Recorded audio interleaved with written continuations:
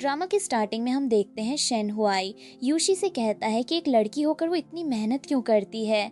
हर कुछ दिनों में उसे ओवर टाइम करना पड़ता है, जबकि सैलरी भी कोई खास ज़्यादा नहीं है। ऊपर से कंपनी उसे कभी जियोलॉजिकल सर्वे के लिए भेजती है तो कभी वेस्ट वाटर टेस्टिंग के लिए सीधे लोकेशन पर जाना पड़ता है। शेन हुआई को उसका ये काम बहुत खतरनाक लगता है, इसलिए वो चाहता है कि यूशी अपनी जॉब छोड़ दे। वो कहता है कि भविष्य में दोनों को शादी ही करनी है और शादी के बाद वो यूशी का पूरा ख्याल रखेगा, इसलिए उसे खुद को इतनी परेशानी में डालने की कोई जरूरत नहीं है। दूसरी तरफ प्रेसिडेंट जो को उसका स्टाफ बताता है कि वेस्ट वाटर ट्रीटमेंट प्लांट की लोकेशन चुनने के लिए एक टेम्पररी मीटिंग रखी गई है। मीटिंग की सारी अरेंजमेंट्स पूरी हो चुकी हैं और सभी डिपार्टमेंट्स को भी इसकी इन्फॉर्मेशन भेज दी गई है। स्टाफ उसे बताता है कि मीटिंग ठीक 10 मिनट बाद शुरू होने वाली है। इधर शेन हुआई अब भी यूशी के काम को लेकर नाराज है। वो कहता है कि भले ही उसकी कंपनी इंडस्ट्री की लीडिंग कंपनी हो, लेकिन फिर भी उसे एक लड़की से इस तरह खतरनाक काम नहीं करवाना चाहिए। यूशी को उसकी बात बिल्कुल पसंद नहीं आती। वो सीधे शेन हुआई का नाम लेकर कहती है कि अगर वो उसकी जॉब को स्वीकार नहीं कर सकता तो दोनों ब्रेकअप कर सकते हैं। वे कहते हैं कि इस प्रोजेक्ट की रिपोर्टिंग भी मिनिस्टर को ही करनी चाहिए। अगर मामला उनकी रिस्पॉन्सिबिलिटी में नहीं आता तो उन्हें इसमें पढ़ने की ज़रूरत नहीं है। उधर प्रेसिडेंट जाओ दूसरे प्रोजेक्ट प्रपोजल्स पर भी काम कर रहा है। उसे बताया जाता है कि डेवलपमेंट डिपार्टमेंट ने 3 प्रपोजल सबमिट किए हैं और पूछा जाता है कि क्या वो उन्हें एडवांस अप्रूवल देना चाहेगा। प्रेसिडेंट जो किसी स्पेशल ट्रीटमेंट से इनकार करते हुए कहता है कि अगर कोई इश्यू है तो प्रपोजल को एस्टैब्लिश्ड प्रोसेस के अनुसार अप्रूवल के लिए भेजा जाए। इसके बाद वो 10 मिनट बाद होने वाले सिंपोजियम में शामिल होने वाले सभी लोगों की लिस्ट मांगता है। पार्टिसिपेंट लिस्ट देखते हुए प्रेसिडेंट जो की नज़र उस यंग एम्प्लॉय पर जाती है जो खुद किंगलैंड काउंटी जाकर इन्वेस्टिगेशन कर चुकी है। स्टाफ उसे बताता है कि वही लड़की वहाँ रिसर्च करने गई थी और वापस आने पर अपने बॉस से डांट भी खाई थी। इसके बावजूद वो पीछे नहीं हटी और सामने खड़े होकर अपने फैसले के पक्ष में बहस करती रही। प्रेसिडेंट जाओ कहता है कि ये लड़की मेहनती और जिम्मेदार है, लेकिन उसका बॉयफ्रेंड अच्छा व्यक्ति नहीं लगता। उसके हिसाब से ऐसा आदमी किसी की पूरी जिंदगी सौंपने लायक नहीं है। पास खड़ा व्यक्ति तुरंत उसे टीज करते हुए पूछता है कि वो उस लड़की की इतनी चिंता क्यों कर रहा है और क्या उसके पर्सनल मैटर में इंटरफियर करना चाहता है। प्रेसिडेंट जॉ इससे इनकार कर देता है। वो कहता है कि उसे बस ये लड़की अच्छी एम्प्लॉय लगी, इसलिए अफसोस है कि उसने अपने लिए ऐसा बॉयफ्रेंड चुना। फिर वो बात को प्रोफेशनल डायरेक्शन देते हुए कहता है कि कंडक्ट से जुड़े मैटर्स पर भी अटेंशन देना जरूरी है। इसके बाद प्रेसिडेंट जॉ फर्स्ट रो में एक एक्स्ट्रा चेयर लगवाने का आदेश देता है। स्टाफ हैरान होकर पूछता है कि फर्स्ट रो तो लीडर्स के लिए रिजर्व है, वहाँ किसे बैठाया जाएगा। प्रेसिडेंट जाओ बिना कोई एक्सप्लेनेशन दिए यूशी को फर्स्ट रो में बैठाने को कहता है। सिंपोजियम शुरू होने से पहले यूशी को आगे बुलाकर फर्स्ट रो की सीट पर बैठने के लिए कहा जाता है। वो खुद भी इस अरेंजमेंट को समझ नहीं पाती, मगर इंस्ट्रक्शन मिलने के कारण जाकर बैठ जाती है। थोड़ी देर बाद उसकी कॉलीग उसे वहां देखकर घबरा जाती है। वो पूछती है कि यूशी इतनी आगे क्यों बैठी है और उसे तुरंत उठने के लिए कहती है। तभी डिपार्टमेंट लीडर साफ करता है कि यूशी को वाइस मिनिस्टर वाली सीट पर बैठाने में कोई प्रॉब्लम नहीं है और उसे वहीं बैठे रहना चाहिए। यूशी और उसकी कॉलीग एक दूसरे को देखकर समझने की कोशिश करती हैं कि आखिर अचानक ये सब क्यों हो रहा है। दोनों को ही इस बदलाव का असली कारण नहीं पता। मीटिंग शुरू होने पर प्रेसिडेंट जाओ चिंगलैंड काउंटी में बनने वाले वेस्ट वाटर ट्रीटमेंट प्लांट की प्रिलिमिनरी इम्प्लीमेंटेशन प्लान के बारे में पूछता है। वो जानना चाहता है कि इस प्लान को लीड करते हुए किसने लिखा है। यूशी अपनी जगह से उठकर अपना परिचय देती है। प्रेसिडेंट जो उसे अपनी प्लानिंग समझाने को कहता है। खास तौर पर वो पूछता है कि सुएज पाइपलाइन को हर घर तक पहुंचाने की प्रॉब्लम कैसे सॉल्व होगी और प्रोजेक्ट के लिए फंडिंग कहां से आएगी। यूशी उसके सामने खड़ी होते ही पहचान लेती है कि यही वो आदमी है जिसने भारी बारिश वाले दिन उसे अम्ब्रेला दिया था। यूशी प्रेजेंटेशन शुरू करते हुए बताती है कि ये चिंगलैंड काउंटी का एक इम्पोर्टेंट लाइवलीहुड और एनवायरमेंटल प्रोटेक्शन प्रोजेक्ट है। प्रोजेक्ट पूरा होने के बाद प्लांट स्टेबल तरीके से काम करता रहे, इसके लिए इंडस्ट्री स्टैंडर्ड्स और लोकल डेवलपमेंट प्लान्स का सख्ती से पालन किया जाएगा। फंडिंग के लिए उनकी टीम ने प्रिलिमिनरी मॉडल तैयार किया है। इसमें हायर अथॉरिटी से मिलने वाली सब्सिडीज, लोकल गवर्नमेंट के मैचिंग फंड्स, प्राइवेट कैपिटल की पार्टिसिपेशन और रेजिडेंट्स द्वारा रीजनेबल कॉस्ट शेयरिंग शामिल होगी। खास तौर पर प्राइवेट कैपिटल को अट्रैक्ट करने के लिए प्रोजेक्ट में कुछ फ्लेक्सिबल टर्म्स और उचित प्रॉफिट अरेंजमेंट्स देने की प्लानिंग है। फ्लेक्सिबल प्रॉफिट अरेंजमेंट सुनते ही प्रेसिडेंट जो उससे एग्जैक्ट स्टैंडर्ड पूछता है। वो जानना चाहता है कि इस फ्लेक्सिबिलिटी की लिमिट और बॉटम लाइन क्या होगी। फिर वो चिंगलैंड काउंटी के अर्बन रेजिडेंट्स की पर कैपिटा डिस्पोजेबल इनकम पूछता है और सवाल करता है कि रेजिडेंट्स पर डाले जाने वाले रीजनेबल कॉस्ट का प्रॉपर कैलकुलेशन किया गया है या नहीं। इसके बाद यूशी बताती है कि उसने और उसके कॉलीग्स ने 3 दूसरे टाउन्स के सक्सेसफुल केसेस को रेफरेंस बनाकर इनिशियल कैलकुलेशन तैयार किया है। फर्स्ट फेज 9 अप्रैल 2025 से अक्टूबर 2025 तक चलेगा। में पाइपलाइन की लेंथ 5.2 किलोमीटर होगी और उसी के अनुसार बजट एक्सपेंडिचर कैलकुलेट किया गया है। सारा डेटा सुनने के बाद प्रेसिडेंट जाओ कहता है कि यूशी की डायरेक्शन गलत नहीं है, लेकिन उसकी रीजनिंग अभी पूरी नहीं है। सोशल कैपिटल के रिस्क और अलग अलग ग्रुप्स के लोगों के लिए अलग प्रोटेक्शन, इन दोनों पॉइंट्स को प्लान में बहुत सतही तरीके से लिखा गया है। यूशी अपनी कमी स्वीकार करते हुए कहती है कि उसकी प्रेपरेशन पर्याप्त नहीं थी। प्रेसिडेंट जाओ तुरंत प्लान दोबारा बनाने का आदेश देता है। वो टीम को 1 सप्ताह का समय देता है और मिनिस्टर लू को इसका लीड संभालने के लिए कहता है। 1 सप्ताह बाद उसे डिटेल्ड, प्रैक्टिकल और रिस्क कंट्रोलेबल फाइनल सोल्यूशन चाहिए। इसके बाद मीटिंग दूसरे मैटर की तरफ बढ़ती है, जहां legal contracts, medical building experience, nursing home projects और प्रोजेक्ट मैनेजमेंट से जुड़े प्रोफेशनल एक्सपर्ट्स हायर करने की बात होती है। मीटिंग खत्म होते ही यूशी की कलीग राहत की सांस लेकर कहती है कि प्रेसिडेंट जाओ की ऑरा बहुत ज़्यादा पावरफुल है। उसके सामने बैठकर उसे ऐसा लग रहा था जैसे उसकी आधी जान निकल गई हो। वो कहती है कि इसी वजह से लोग उसे ग्रेट डीमन किंग कहते हैं। फिर वो यूशी को टीज करने लगती है। मीटिंग के दौरान जब यूशी कंप्यूटर पर चार्ट बदल रही थी, तब कॉलीग ने उसे गहरी सांस लेते हुए देखा था। वो मजाक में पूछती है कि क्या प्रेसिडेंट जाओ की खुशबू इतनी अच्छी थी कि यूशी खुद को रोक नहीं पाई। यूशी तुरंत सफाई देती है कि वो केवल नर्वस थी, उसका किसी की खुशबू से कोई लेना देना नहीं था। मगर कॉलीग रुकती नहीं। वो कहती है कि वो कोई साधारण आदमी नहीं, बल्कि जाओ युशेंग है। उसके स्ट्रिक्ट और एस्थेटिक लुकिंग चेहरे को देखकर वो इमेजिन करती है कि उसके द्वारा पसंद किए जाने का एक्सपीरियंस कितना एक्साइटिंग होगा। वो ऑफिस रोमांस की बात छेड़ते हुए और भी आगे निकल जाती है। यूशी उसे शेमलेस कहती है और उसकी ऐसी बातें सुनकर परेशान हो जाती है। इसी बीच शेनहुआई दोबारा यूशी से बात करता है। वो पहले हुए आर्ग्यूमेंट के लिए माफी मांगते हुए कहता है कि उसने गलत बात कह दी थी। वो कभी कभी छोटी बात को जरूरत से ज्यादा बड़ा बना देता है और उसका यूशी को हर्ट करने का इरादा नहीं था। इसके बाद वो यूशी के प्रोजेक्ट के बारे में पूछता है, जिस पर वो पिछले आधे महीने से काम कर रही है। यूशी कहती है कि काम ठीक चल रहा है, लेकिन मीटिंग में प्रेसिडेंट जाओ के सवालों ने उसे बहुत डरा दिया। एक समय तो उसे लगा जैसे वो वहीं गायब हो जाएगी और डर के कारण उसकी टांगों में ताकत नहीं बची थी। शेनहुआई पहले तुम लड़कियां कहकर कोई डिसमिसिव बात शुरू करता है, मगर फिर खुद को रोक लेता है। वो बात बदलकर कहता है कि प्रोजेक्ट स्मूथली चल रहा है तो यही सबसे ज़रूरी बात है। वो यूशी को बाद में कुछ खा लेने के लिए भी कहता है। अपनी बिजनेस ट्रिप से लौटने के बाद शेनहुआई कई सीनियर लीडर्स से मिलता है। वो मिनिस्टर्स जाओ और ल्यू के साथ जनरल मैनेजर वांग को ग्रीट करता है। लीडर्स उससे पूछते हैं कि बिजनेस ट्रिप के बाद वो बहुत टायर्ड तो नहीं है। शेनहुआई पोलाइटली कहता है कि ये उसका काम था और उसे कोई प्रॉब्लम नहीं हुई। तभी वे यूशी की तारीफ शुरू कर देते हैं। एक लीडर कहता है कि शेनहुआई की गर्लफ्रेंड सच में बहुत केपेबल है, इसलिए उसे भी फ्यूचर में और ज़्यादा मेहनत करनी चाहिए। दूसरा मजाक करता है कि इतनी आउटस्टैंडिंग गर्लफ्रेंड होने के कारण शेनहुआई को प्राइवेट तौर पर भी ज़्यादा पैसा कमाना पड़ेगा। वे यूशी को बहुत एक्सीलेंट बताते हैं और शेनहुआई को लकी मानते हैं कि वो उसकी फ्यूचर वाइफ बनने वाली है।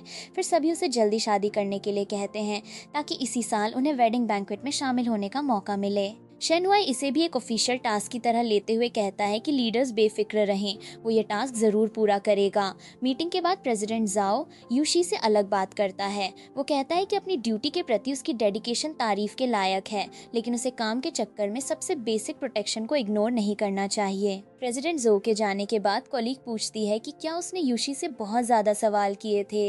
यूशी बताती है कि उसके सवाल बहुत डिटेल्ड थे और जिस एंगल से वो पूछ रहा था वो भी आसान नहीं था। फिर यूशी उसके शब्दों के बारे में सोचती है। उसे लगता है कि शायद प्रेसिडेंट जो ने उसे पहले से पहचान लिया था। वो बेसिक प्रोटेक्शन का मतलब समझने की कोशिश करती है और सोचती है कि क्या वो उसे पर्सनल सेफ्टी के बारे में सावधान कर रहा था। उसके मन में ये सवाल भी आता है कि कहीं प्रेसिडेंट जाओ का इशारा शेनहुआई की तरफ तो नहीं था।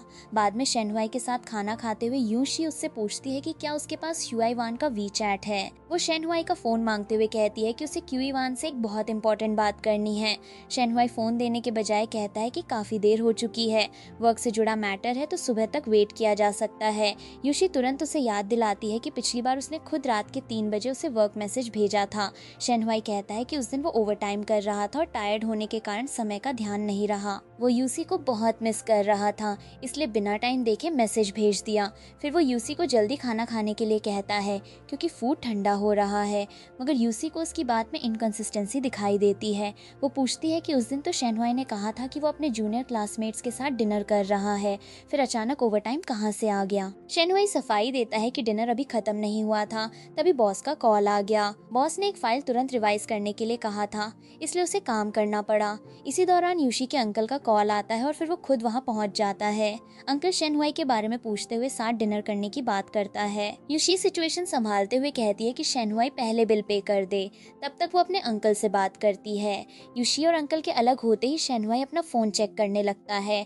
फोन में देखकर उसे पता चलता है कि जिस कॉन्टैक्ट को जूनियर ब्रदर समझा जा सकता था वो असल में उसकी जूनियर सिस्टर है। उधर यूशी अपने अंकल से असली बात पूछती है। अंकल कहता है कि घर की वाटर पाइप फट गई और स्टोरेज रूम का आधा हिस्सा पानी में डूब गया। वहाँ यूशी के पेरेंट्स की चीजें रखी हैं, इसलिए अगर उसे वे चीजें चाहिए तो तुरंत घर चलना होगा। यूशी के जाने से पहले शेनहुआई उससे कहता है कि उसका अंकल शुरू से उनके रिलेशनशिप के खिलाफ रहा है। उसे लगता है कि अंकल उसे वहाँ देखकर खुश नहीं होगा, इसलिए शायद उस दिन उसका घर के अंदर न जाना ही ठीक रहेगा।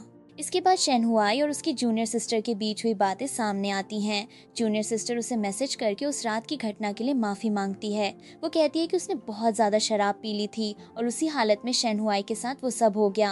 वो एंगेजमेंट रिंग खो देने के लिए भी माफ़ी मांगती है। फिर बताती है कि रिंग उसे मिल गई है और अगली बार मिलने पर वो वापस कर देगी। इसी दौरान यूशी के वो शब्द भी याद आते हैं जिनमें उसने कहा था कि अगर शेनहुआई उसके काम को स्वीकार नहीं कर सकता तो दोनों ब्रेकअप कर सकते हैं। उसने ये भी साफ कहा था कि उसे अपना काम पसंद है और वो जानती है कि वो क्या कर रही है, लेकिन शेनहुआई अंदर से यूशी के लिए बहुत घटिया सोच रखता है। वो उसे अपमानजनक शब्दों में याद करते हुए कहता है कि अगर यूशी के फैमिली कनेक्शंस न होते तो उसे कौन चाहता। इसके बाद वो अपनी जूनियर सिस्टर से पूछता है कि वो हैचिंग कब आ रही है। वो कहती है कि अगले कुछ दिनों में आ जाएगी और शेनहुआई जब फ्री होगा वो उसी समय उससे मिल सकती है। शेनहुआई उसे अपना इंतजार करने को कहता है। उन दोनों की बात और भी इंटीमेट तथा शर्मनाक दिशा में चली जाती है। ड्रंकन एडल्ट्स के बीच हुए फिजिकल रिलेशनशिप को नॉर्मल बताकर डिसमिस किया जाता है। फिर एक व्यक्ति दूसरे से कहता है कि अगर तुम मेरे साथ नहीं सोओगे तो मेरे साथ सोने वाले दूसरे लोग मौजूद हैं। घर पहुंचकर यूशी को जल्दी ही पता चल जाता है कि पाइप फटने और पेरेंट्स की चीजों को नुकसान होने वाली बात झूठ थी। वो अंकल से पूछती है कि क्या उसने सिर्फ शेनहुआई के साथ उसकी डेट रुकवाने के लिए ये पूरा बहाना बनाया। अंकल बताता है कि उसी दोपहर शेनहुआई के पेरेंट्स बहुत सारा सामान लेकर यूशी के मैटरनल ग्रैंड पेरेंट्स के घर पहुंच गए थे। वे लोग जबरदस्ती शादी की बात आगे बढ़ाने और फैमिली पर प्रेशर डालने आए थे। इस कारण पूरे नेबरहुड में तमाशा बन गया और सिचुएशन बहुत बदसूरत हो गई। अंकल कहता है कि उसने यूशी को वापस केवल एक सवाल पूछने के लिए बुलाया है, जो आदमी अपने पेरेंट्स को इस तरह उसके फैमिली पर दबाव बनाने दे सकता है, क्या वो सच में शादी करने के लायक है? अंकल की बात सुनने के बाद यूशी अपने लेवल पर सच्चाई पता करने का फैसला करती है। वो यी को कॉल करके एक व्यक्ति की पूरी इन्फॉर्मेशन चेक करने के लिए कहती है। इसी समय उसे प्रेसिडेंट जाओ की वार्निंग याद आती है, काम के कारण सबसे बेसिक प्रोटेक्शन को इग्नोर मत करना। यूशी उन शब्दों को शेनहुआई की करंट सिचुएशन से जोड़कर सोचती है। उसे शक होता है कि शायद प्रेसिडेंट जाओ उसे केवल फिजिकल सेफ्टी नहीं, शेनहुआई से जुड़े खतरे के बारे में भी सावधान कर रहा था। ऑफिस में यूशी और उसकी कलीग फिर प्रेसिडेंट जाओ के ब्लैक अम्ब्रेला को देखती हैं। कलीग कंफर्म करती है कि ये उसी का अम्ब्रेला है और मजाक में पूछती है कि क्या इसे ऑफिस में रखकर पूजा करनी चाहिए। यूशी हंसने के बजाय उससे अम्ब्रेला लौटाने का तरीका सोचने में मदद मांगती है। वो कहती है कि वो सीधे अम्ब्रेला लेकर प्रेसिडेंट जाओ का दूर नॉक नहीं कर सकती। उसकी अपनी आइडेंटिटी और प्रेसिडेंट जाओ का स्टेटस बिल्कुल अलग लेवल पर है। अगर वो प्राइवेटली उसके पास अम्ब्रेला लौटाने पहुंची तो बाकी लोग उनके रिलेशनशिप को लेकर गलत बातें बना सकते हैं। कलीग भी मानती है कि प्रेसिडेंट जाओ की पोजीशन ऐसी है कि छोटी सी डिस्टर्बेंस भी बड़ा मिसअंडरस्टैंडिंग पैदा कर सकती है।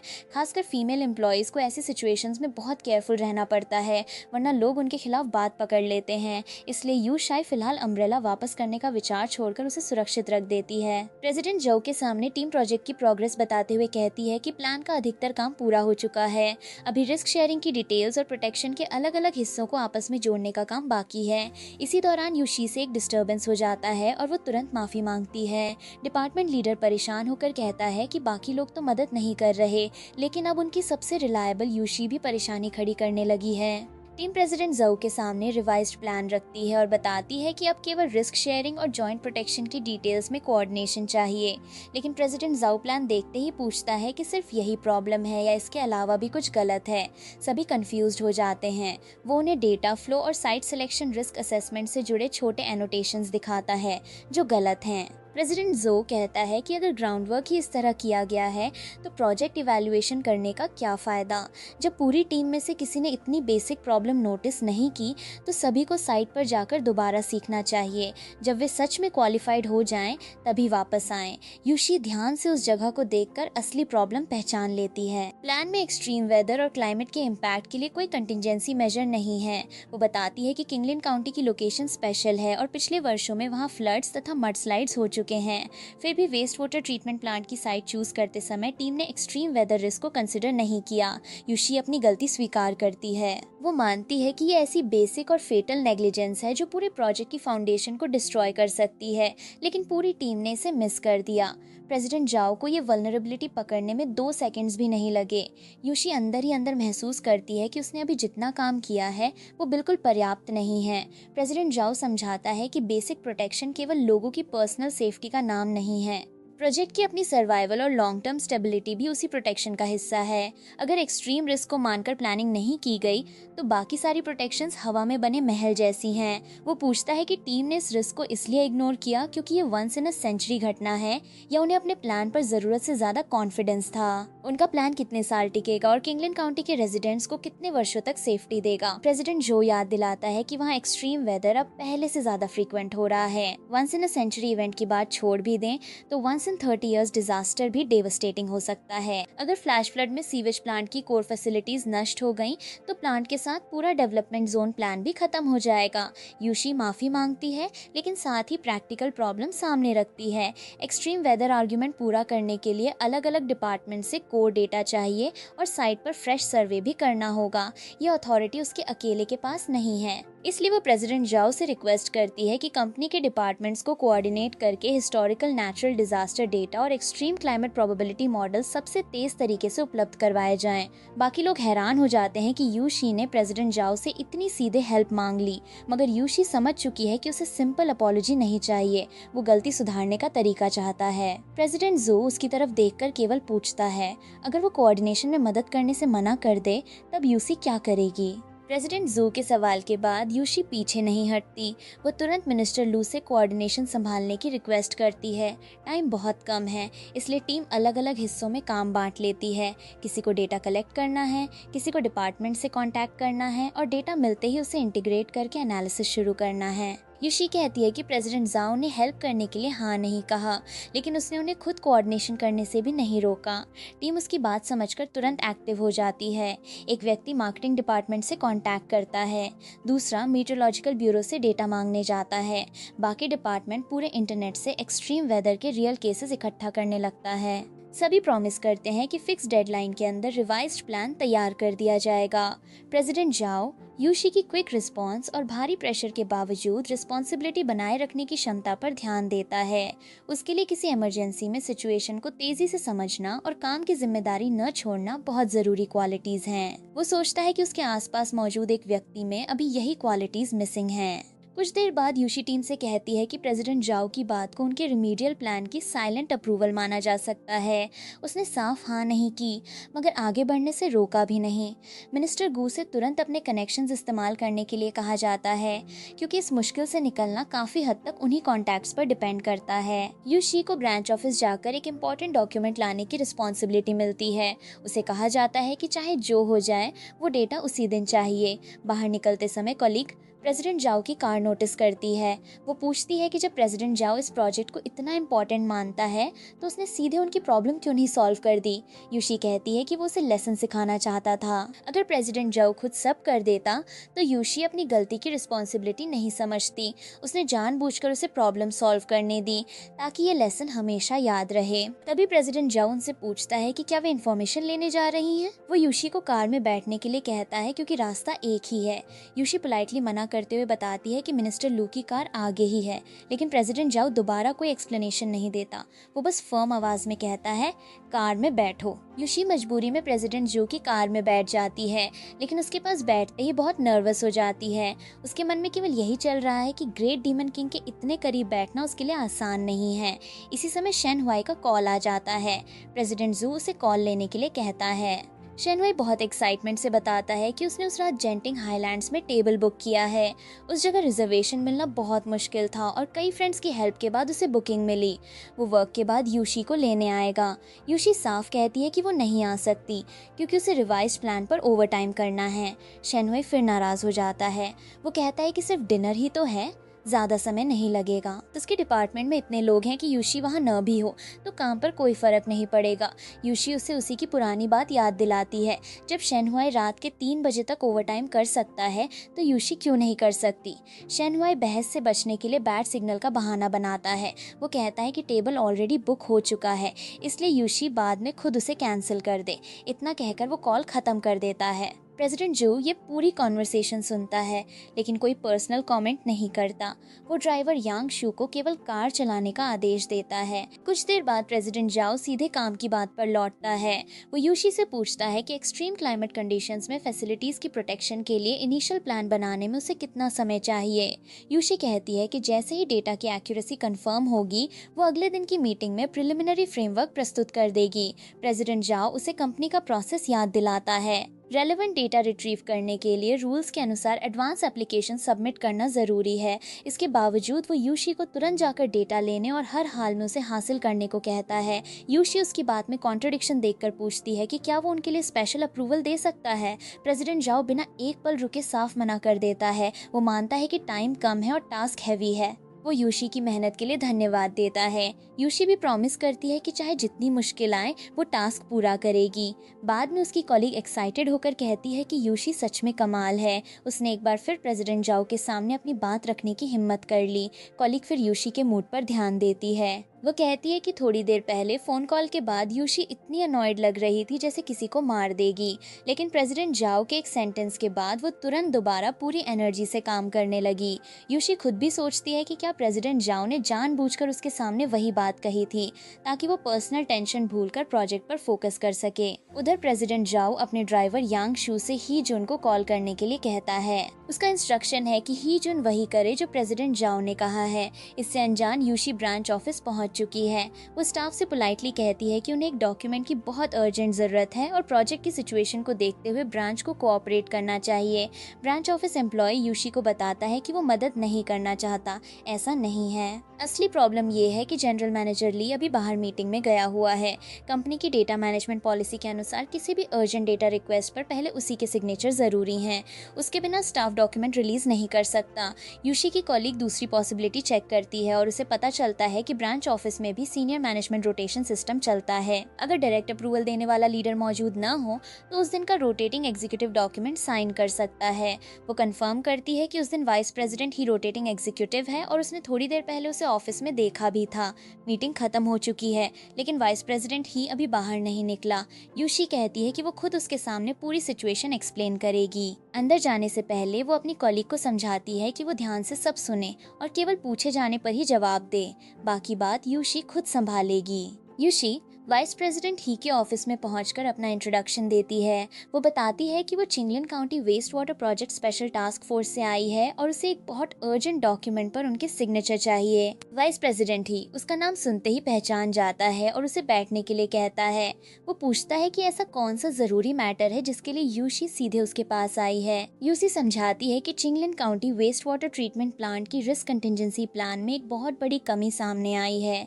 ये प्रोजेक्ट खुद प्रेसिडेंट जो के सुपरविजन में चल रहा है। रिवाइज्ड प्लान पूरा करने के लिए उनकी टीम को एक्सट्रीम वेदर से जुड़ी डिटेल डेटा रिपोर्ट तुरंत चाहिए, इसलिए वो डॉक्यूमेंट एक्सेस करने की परमिशन मांग रही है।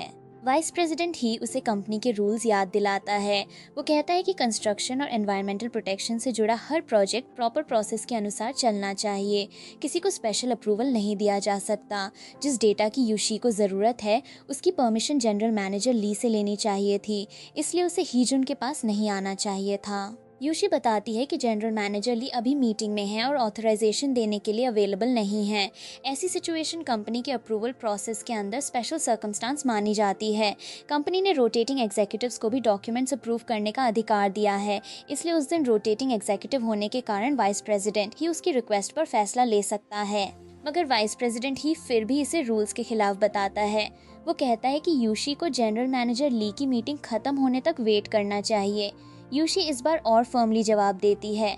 वो कहती है कि कंपनी ने रोटेटिंग एग्जीक्यूटिव को अप्रूवल अथॉरिटी दी है, इसलिए उसका एप्लीकेशन पूरी तरह कंप्लायंट है। अगर वाइस प्रेसिडेंट ही अपनी असाइन ड्यूटी पूरी नहीं करता और डॉक्यूमेंट अप्रूव न होने के कारण प्रोजेक्ट में कोई सीरियस कॉन्सिक्वेंस आता है, तो यूशी को कंपनी के सामने अपील करने का पूरा अधिकार है।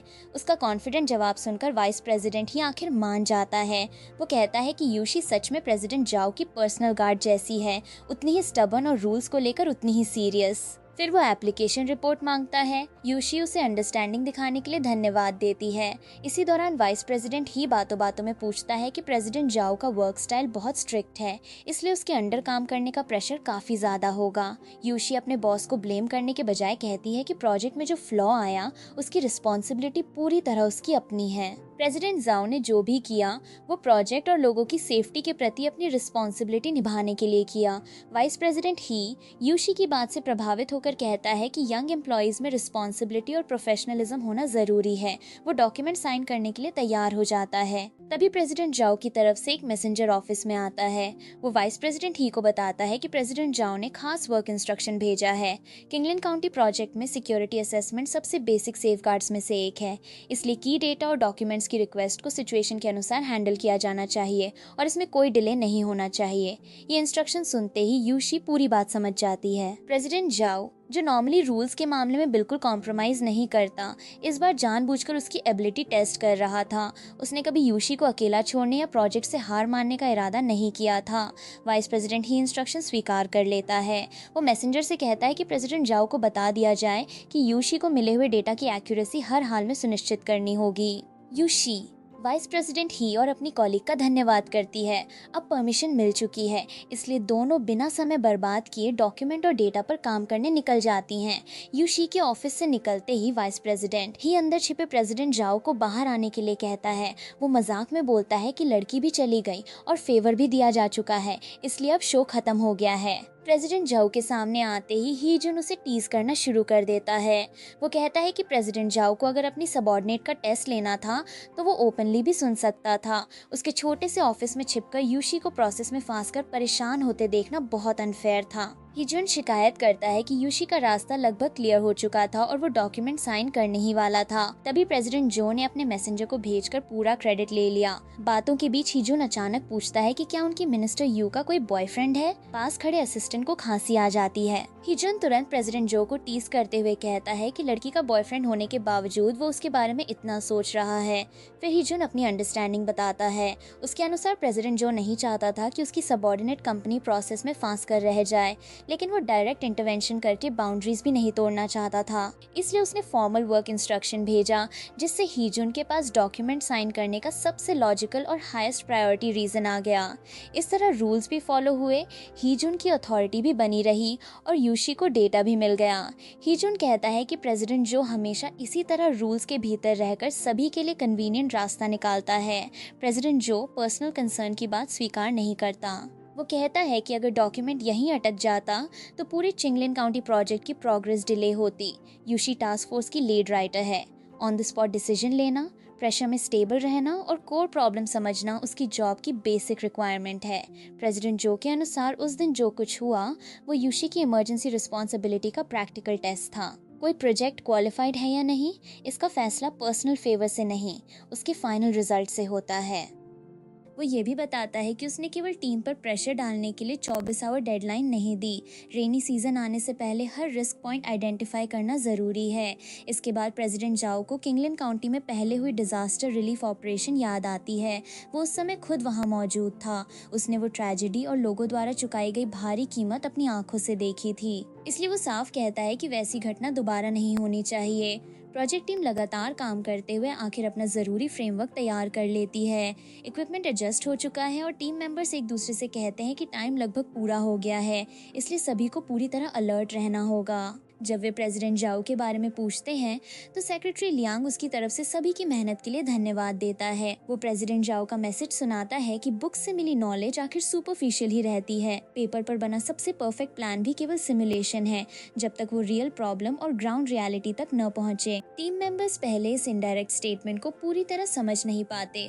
तब सेक्रेटरी लियांग एग्जैक्ट इंस्ट्रक्शन बताता है। स्पेशल टास्क फोर्स का हर मेंबर अपना सोल्यूशन फ्रेमवर्क और रेलेवेंट डेटा साथ लेकर आएगा।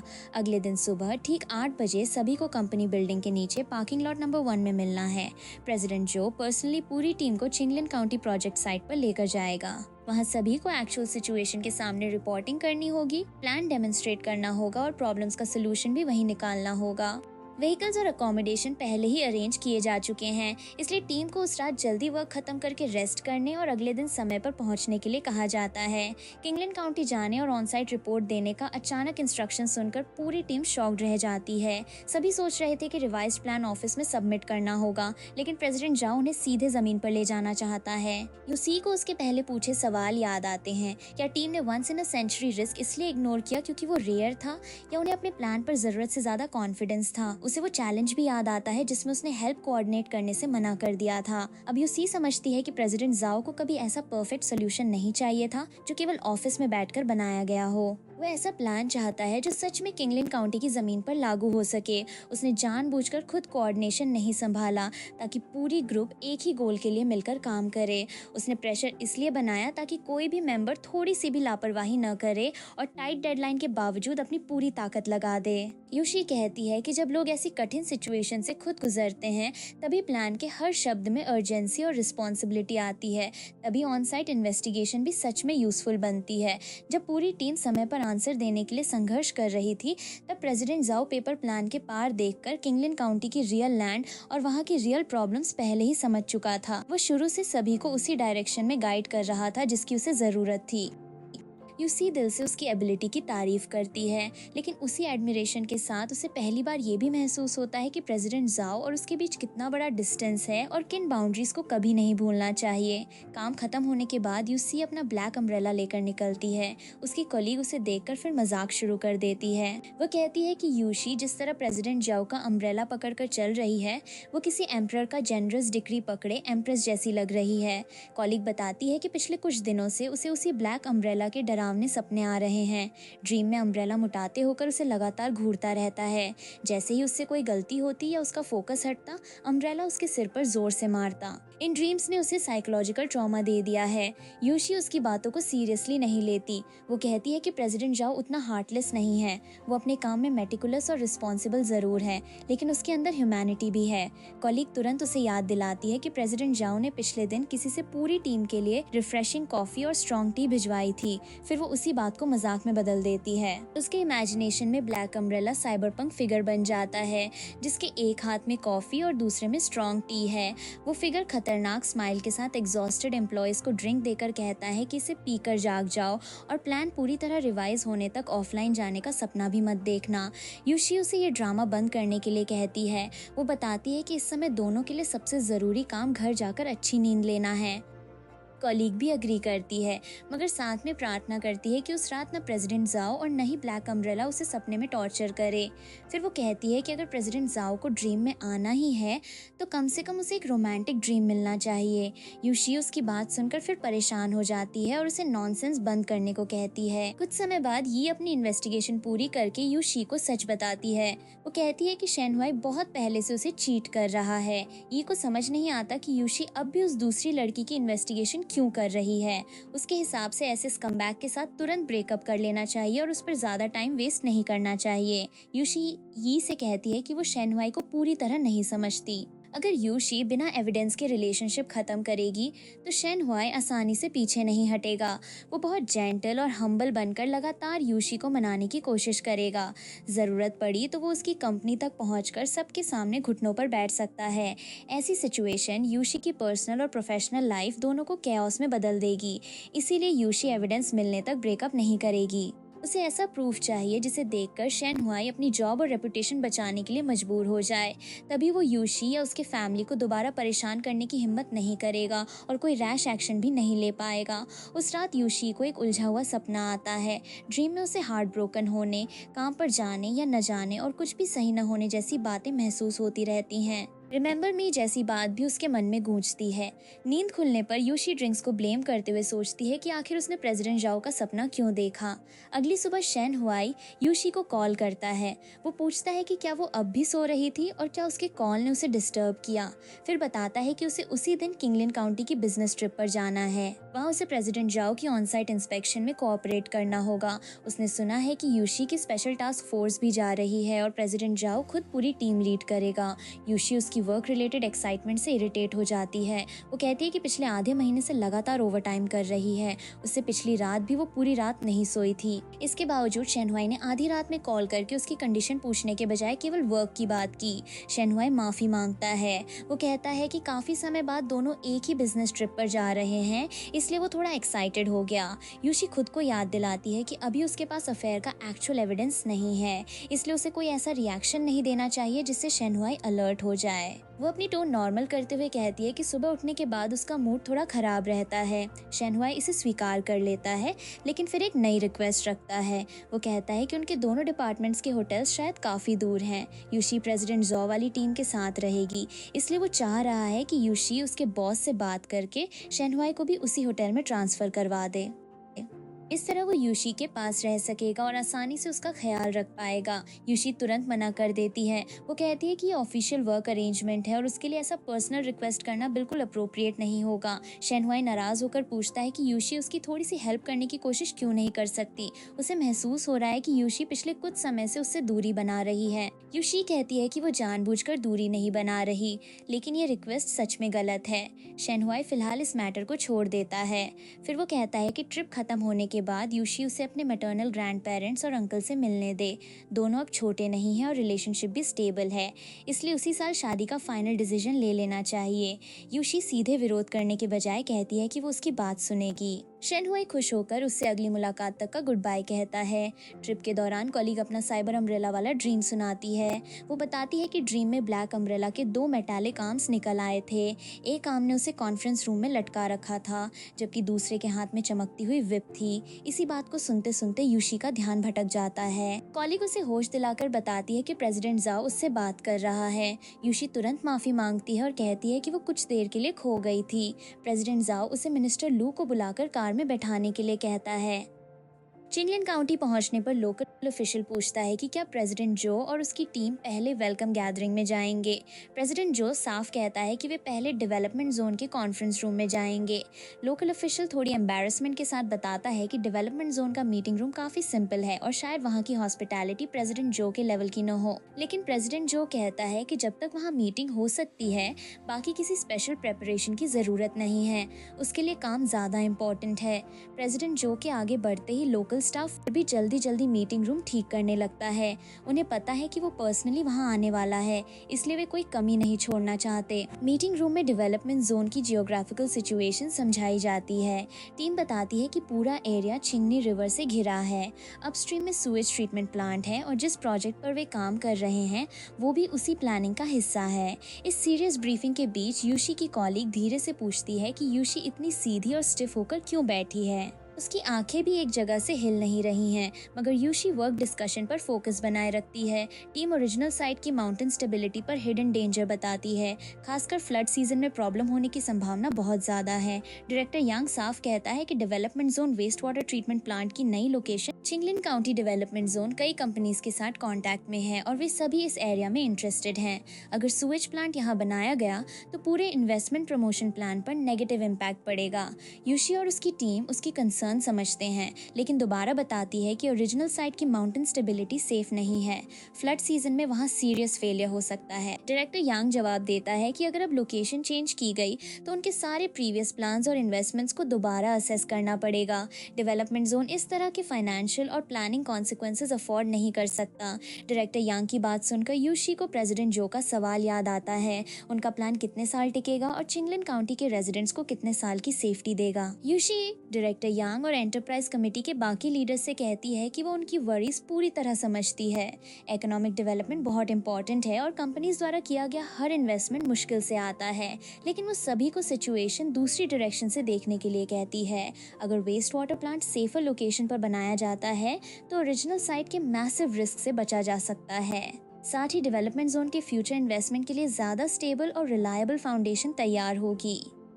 यूशी कहती है कि सुएज ट्रीटमेंट प्लांट कोई बर्डन नहीं है, ये लाइवलीहुड इंफ्रास्ट्रक्चर है जो रेजिडेंट्स को ज्यादा हेल्थी और सेफ लाइफ देगा। चिंगलिन काउंटी की जो कंपनीज वाटर रिसोर्सेज पर डिपेंड करती हैं, उनके इंटरेस्ट को भी इससे ज्यादा प्रोटेक्शन मिलेगी। अगर development zone strong environmental standards और सस्टेनेबल प्लानिंग दिखाएगा तो ये हाई क्वालिटी कंपनीज को अट्रैक्ट करने वाला गोल्डन साइन बोर्ड बन सकता है। कुछ एंटरप्राइज रिप्रेजेंटेटिव्स उसकी बात से अग्री करते हैं। वे मानते हैं कि Suez treatment plant life safety का बेसिक गारंटी है और एंटरप्राइजेस के डेवलपमेंट में भी यूजफुल होगा, लेकिन वे चाहते हैं कि कंस्ट्रक्शन पीरियड कम हो। तभी डायरेक्टर यांग प्रोजेक्ट की पुरानी प्रॉब्लम उठाता है। वो कहता है कि काम 6 महीने से चल रहा है, कंपनी को अब जाकर लोकेशन चेंज करने की जरूरत क्यों समझ आई? ये जियानन एनवायरनमेंट की अपनी गलती है, इसलिए डेवलपमेंट जोन की कंपनीज उसका कॉन्सिक्वेंस क्यों सहें? यूशी खुलकर गलती मानती है और अपॉलॉजी देती है। डायरेक्टर यांग कहता है कि वो पर्सनली यूशी को टारगेट नहीं कर रहा, लेकिन लोकेशन चेंज को फिर भी एक्सेप्ट नहीं कर सकता। प्रेसिडेंट जाओ अब तक सब सुन रहा था। वो यूशी को रुकने नहीं देता और केवल कहता है कि वो अपनी प्रेजेंटेशन जारी रखे।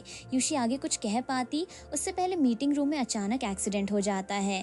कोई फिक्सचर या ग्लास लूज होकर गिरने लगता है।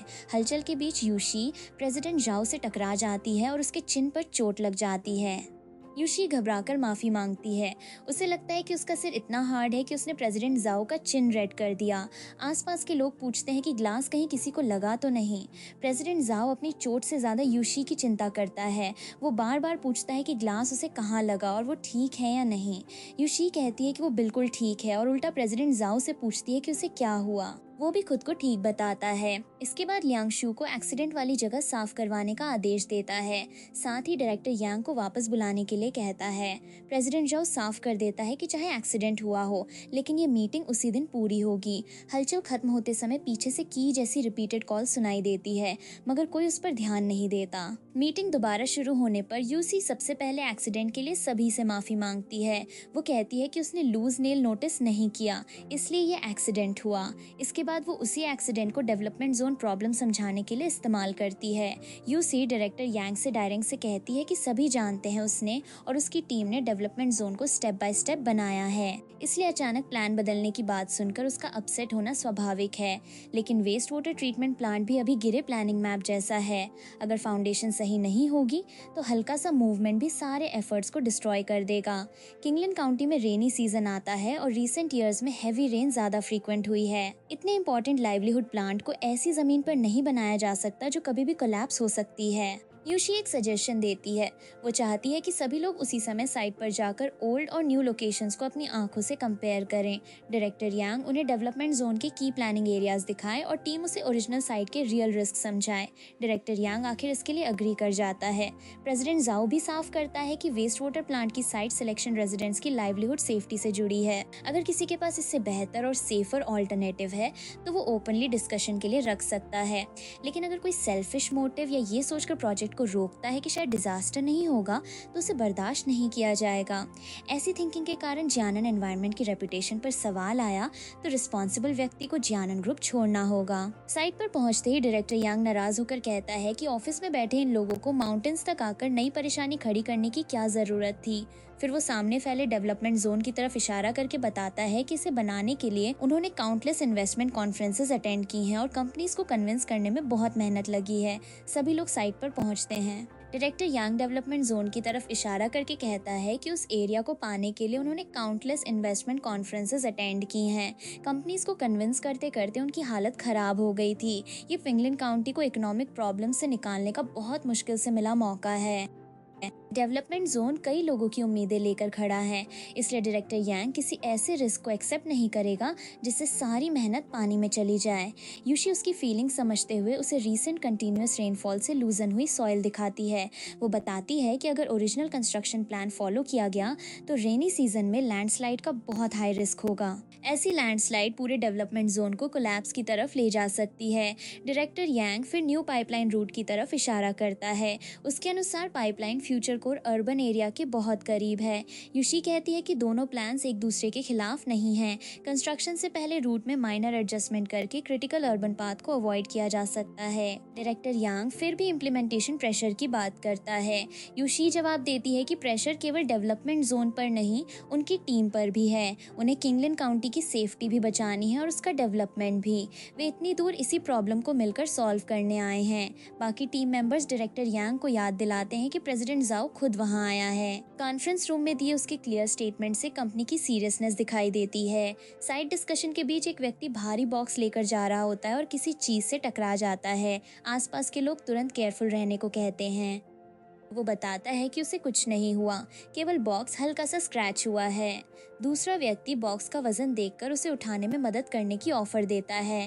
पहले तो हेल्प लेने से मना किया जाता है और कहा जाता है कि बॉक्स कुछ देर खुद कैरी कर लिया जाएगा, लेकिन बॉक्स सच में बहुत हैवी है। उसे लेने और न लेने को लेकर दोनों के बीच कई बार बात होती है। आखिर थिन यंग वुमन को स्कोल्ड करते हुए कहा जाता है कि वो इतनी कमजोर बॉडी के साथ शो ऑफ क्यों कर रही है और आखिर कितना वेट उठा सकती है। ये छोटा एक्सचेंज क्यों वाले सवाल पर खत्म होता है। साइट की एक्चुअल कंडीशन देखने और यूशी की सारी एक्सप्लेनेशन सुनने के बाद डायरेक्टर यांग अपना डिसीजन देता है। वो कहता है कि डेवलपमेंट जोन के प्रोजेक्ट्स उनकी प्रपोज्ड प्लानिंग के अनुसार आगे बढ़ सकते हैं। टीम खुशी से रिएक्ट करती है, लेकिन डायरेक्टर यांग तुरंत कहता है कि उसकी बात अभी खत्म नहीं हुई है।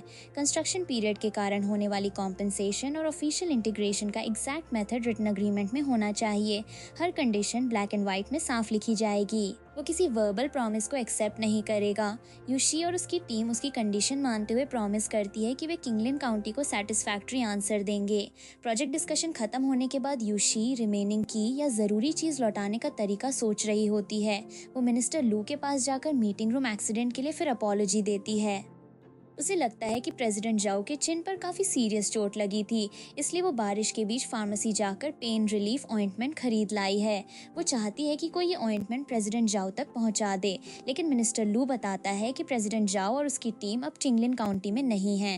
वे सीवियर वेदर के बावजूद उसी रात वापस लौट चुके हैं। प्रेसिडेंट जाओ का पूरे दिन का स्केड्यूल बहुत बिजी रहता है। ऐसे में उसका एक पूरा दिन निकालकर पर्सनली शिंगलिन काउंटी आना पहले ही एक्सेप्शन था। वो हर समय वहीं नहीं रुक सकता था। यूशी निराश होकर मानती है कि ये सच है।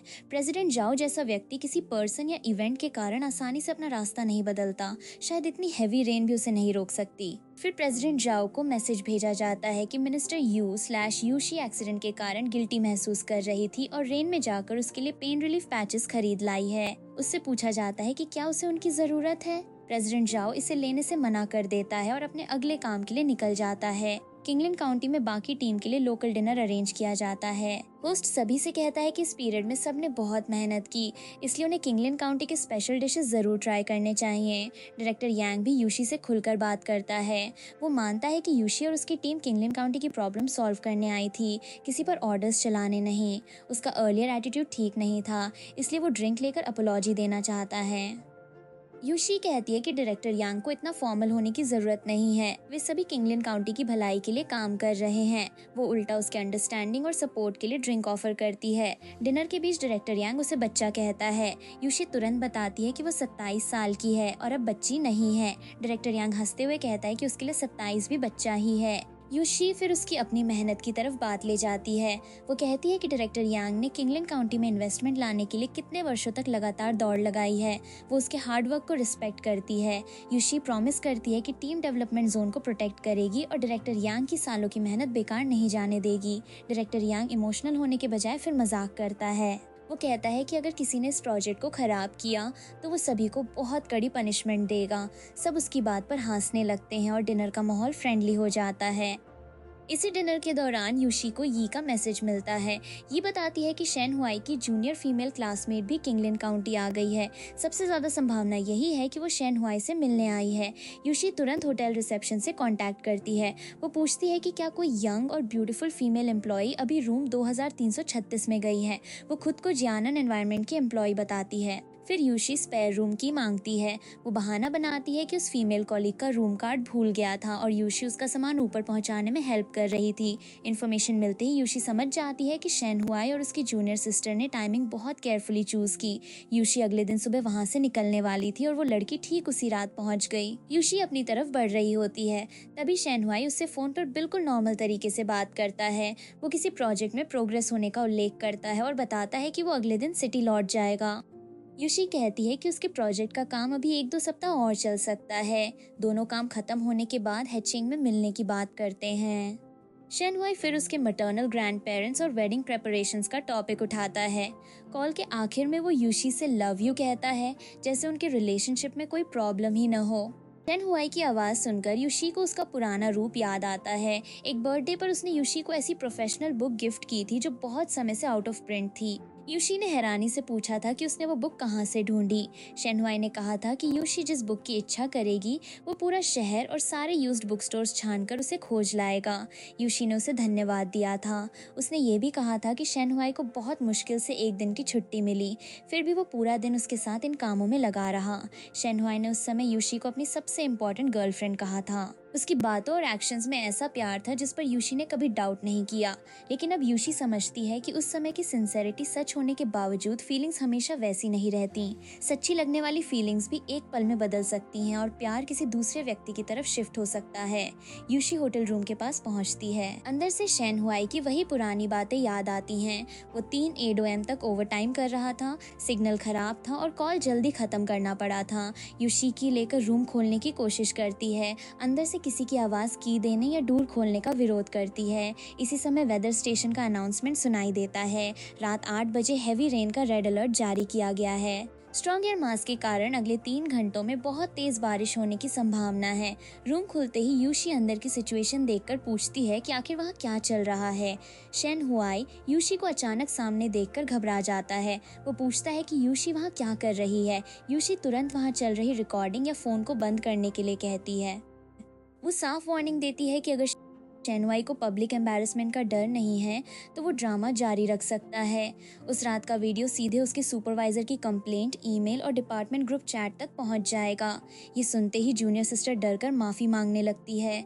वो यूशी से कहती है कि गलती उसकी नहीं, शेन हुआई की है। शेन हुआई हमेशा खुद इनिशिएटिव लेकर उससे कांटेक्ट करता था। वो यूशी से इस बार उसे फॉरगिव करने की रिक्वेस्ट करती है। शेन हुआई भी अपनी हालत का बहाना बनाता है। वो कहता है कि पिछले कुछ समय से यूशी उसे इग्नोर कर रही थी और वो बहुत पेन में था, इसलिए उससे ये गलती हो गई। यूशी उसकी फेक हेल्पलेसनेस से बिल्कुल नहीं पिघलती। वो शेन हुआई को क्लियर वार्निंग देती है। उस दिन के बाद अगर वो या उसका फैमिली यूशी के मैटरनल ग्रैंडफादर और अंकल को परेशान करता है तो वो चुप नहीं बैठेगी। अगर शेन हुआई किसी भी तरीके से यूशी के सामने अपने डिस्गस्टिंग डीप लव एक्ट का ड्रामा करने आया तो ये वीडियो और उसकी अभी की पूरी रिकॉर्डिंग एक साथ सबमिट होगी। तब यूशी उसे बताएगी कि पूरी तरह डिसग्रेस होना किसे कहते हैं। शेन हुआई बार बार माफी मांगता है और कहता है कि उससे सच में गलती हुई। जब यूशी जाने लगती है तो वो उसे पकड़ने की कोशिश करता। रूम से बाहर आने के बाद यूशी हैवी रेन में अकेली खड़ी रहती है। वो खुद को बार बार समझाती है कि इससे कोई फर्क नहीं पड़ता, लेकिन 5 साल का रिलेशनशिप एक ही रात में टूट जाने की बात उसे अंदर से हिला चुकी है। रेन और इमोशनल हालत के बीच उसे पीछे बिताया समय याद आता रहता है। इसी दौरान प्रेसिडेंट जाओ उसके सामने पहुंच जाता है। यूसी अपनी कंडीशन में भी वर्क रिपोर्ट देने लगती है। वो बताती है कि उस दिन वो डायरेक्टर यांग को लेकर ऑन साइट इंस्पेक्शन करने गई थी। फिर उसकी दबाई हुई फीलिंग्स बाहर आने लगती हैं। वो प्रेसिडेंट जाओ से कहती है कि इतनी हैवी रेन में भी वो उसे सुपरवाइज करने आ गया। वो उसे क्रूअल कहती है और पूछती है कि ऐसी हालत में भी क्या उसे केवल काम दिखाई देता है। आखिर यूशी मानती है कि जिस रिलेशनशिप को उसने 5 साल दिए वो अंत में एक जोक बनकर रह गया। प्रेसिडेंट जाओ उसकी बात सुनकर समझ जाता है कि उसने अल्कोहल भी पी रखी है। इसके बाद प्रेसिडेंट जाओ यूशी की पर्सनल तौर पर मदद करने की कोशिश करता है, मगर यूशी किसी चीज को लेने या इस्तेमाल करने से मना करते हुए कंपनी रूल्स का हवाला देती है। वो कहती है कि कंपनी की प्रॉपर्टी को पर्सनल काम के लिए इस्तेमाल नहीं कर सकती। प्रेसिडेंट जाओ साफ करता है कि वो कंपनी प्रॉपर्टी नहीं, उसकी अपनी चीज है और ये उसका प्राइवेट मैटर है। फिर वो यूशी को ट्रीटमेंट खुद अप्लाई करने और होटल वापस जाने के लिए कहता। होटल लौटते समय यूशी नशे में वर्क की बातें करती रहती है। वो कहती है कि वापस पहुंचने पर फिर कोई लास्ट मिनट इंस्पेक्शन करवा दिया जाएगा। फिर वो शिकायत करती है कि प्रेसिडेंट जाओ ने उनकी कितनी प्रैक्टिस करवाई। वो किसी अफ्रीकन ट्रेनिंग जैसी कठिन ट्रेनिंग का नाम लेती है और कहती है कि काम अच्छा न हुआ तो एम्प्लॉयज को कंपनी की एंट्री लेवल पोजीशंस पर ट्रेनिंग के लिए भेज दिया जाएगा। यूशी बार बार कहती है कि वो काम पर नहीं जाना चाहती। उसकी बात सुनकर कोई पूछता है कि उसने आखिर कितना ड्रिंक किया है। वापसी के दौरान यूशी धीमी आवाज में कहती है कि वो सच में चाहती है कोई उसे वापस ले जाए। उसकी बात पूरी तरह साफ नहीं है, लेकिन वो खुद चलने की हालत में नहीं है। अगली सुबह यूशी होटल रूम में जागती है। उसकी कॉलीग पूरी रात उसके पास रही थी। वो यूशी से पूछती है कि क्या अब भी उसका सिर दर्द कर रहा है। यूशी कहती है कि वो ठीक है, बस थोड़ा डिजी महसूस कर रही है। वो कॉलीग को रात भर उसकी केयर करने के लिए धन्यवाद देती है। कॉलीग बताती है कि देर रात होटल रिसेप्शन ने उसे कॉल किया था। यूशी पूरी तरह बारिश में भीगी हुई थी, इसलिए रिसेप्शन ने उसे ऊपर बुलाकर क्लोथ्स चेंज करवाने में हेल्प करने के लिए कहा। जब वो रूम में पहुंची तब यूशी डीप स्लीप में जा चुकी थी। उसकी हालत देखकर सब बहुत डर गए थे। यूशी पूछती है कि पिछली रात उसे होटल वापस कौन लाया। कॉलीग कहती है कि शायद ड्राइवर होगा, मगर रिसेप्शनिस्ट ने उसे ड्राइवर के बारे में कुछ नहीं बताया। यूशी फिर प्रेसिडेंट जाओ के बारे में पूछती है। उसे लगता है कि शायद वो पिछली रात किंगलैंड काउंटी कॉलीग कहती है कि प्रेसिडेंट जो तो पहले ही लौट चुका था। फिर वो याद दिलाती है कि उसी दिन सबको कंपनी वापस जाना है, इसलिए किसी टेम्पररी इंस्पेक्शन का सवाल ही नहीं उठता। यूशी खुद को समझाने लगती है, प्रेसिडेंट जो इतना हाई रैंकिंग व्यक्ति है, वो अचानक होटल के बाहर कैसे आ सकता है। वो हैवी रेन क्रॉस करके केवल यूशी के लिए अम्ब्रेला लेकर वापस क्यों आएगा। यूशी आखिर खुद से कहती है कि उसने जरूर सपना देखा होगा, ये केवल सपना ही हो सकता है। कलीग अब पिछली रात के बारे में पूछती है। यूशी की हालत इतनी खराब कैसे हुई और वो इतनी भीगी हुई क्यों थी। यूशी कैजुअली कहती है कि कुछ ज्यादा नहीं हुआ, उसने बस किसी से ब्रेकअप किया और उसी समय उसे चीट करते हुए पकड़ लिया। ये सुनते ही कलीग शॉक्ड हो जाती है। वो शेन हुआई को ऐसा स्कमबैग बताती है जिसका दिमाग सही जगह काम ही नहीं करता। फिर गुस्से में मजाक करती है कि वो साइबर फिगर से कहेगी कि शेन हुआई को ट्रैश की तरह आउटर स्पेस में फेंक दे और सैटर्न पर क्रॉप्स उगाने के लिए फर्टिलाइजर बना दे। यूशी उसे ड्रामा बंद करने को कहती है। उन्हें उसी दिन सिटी वापस लौटना है, इसलिए लगेज पैक करना ज्यादा जरूरी है। कॉलीग यूशी को वॉश होने भेजकर उसका लगेज पैक करने लगती है। तभी उसे सामान के बीच प्रेसिडेंट जाओ का ब्लैक अम्ब्रेला दिखाई देता है। वो तुरंत पूछती है कि यूशी इस बिजनेस ट्रिप पर प्रेसिडेंट जाओ का अम्ब्रेला क्यों लेकर आई थी। यूशी अम्ब्रेला देखकर हैरान रह जाती है। वो साफ कहती है कि वो इसे खुद लेकर नहीं आई। उसे अचानक पिछली रात की बातें याद आने लगती हैं। उसने प्रेसिडेंट जाओ को क्रूअल कहा था और कंप्लेंट की थी कि वो ऐसी हालत में भी उसे सुपरवाइज कर रहा है। बदले में प्रेसिडेंट जाओ ने कहा था कि ये उसका प्राइवेट मैटर है। अब यूशी समझती है कि पिछली रात का सब कुछ सपना नहीं था। प्रेसिडेंट जाओ सच में हैवी रेन में उसके पास आया था और वही उसे होटल वापस लेकर आया। ये सोचते ही यूशी पैनिक करके कहती है कि उसकी लाइफ खत्म हो गई। कलीग समझती है कि ब्रेकअप के कारण यूशी अभी कंफ्यूज्ड है। वो उसे समझाती है कि शेन हुआई जैसे स्कमबैग के लिए अपनी हेल्थ खराब करना बेकार है। जितनी जल्दी ऐसे आदमी से छुटकारा मिले उतना अच्छा है। तभी दोनों को मीटिंग टाइम याद आता है। कलीग अपना लगेज लेने रूम में जाती है और कहती है कि नीचे मिलते हैं। कलीग के जाते ही यूशी अकेले प्रेसिडेंट जाओ के बारे में सोचने लगती है। उसके नाम के साथ उसे उसका अनएक्सपेक्टेडली जेंटल हार्ट याद आता है। बाहर से हमेशा स्ट्रिक्ट, पावरफुल और रूल्स के अनुसार चलने वाला प्रेसिडेंट जाओ पिछली रात केवल उसकी हालत देखकर हैवी रेन में लौट आया था। उसकी इस पर्सनल केयर को याद करके यूशी और ज्यादा कंफ्यूज्ड हो जाती है। वो खुद से पूछती है कि अब उसे क्या करना चाहिए। तभी यूशी के पास अर्जेंट कॉल आता है। उससे Qinling railway rainy season construction emergency support plan और उसकी डिटेल्ड स्केड्यूलिंग लिस्ट के बारे में पूछा जाता है। यूशी बताती है कि उस फाइल का बैकअप उसके क्लाउड ड्राइव में मौजूद है।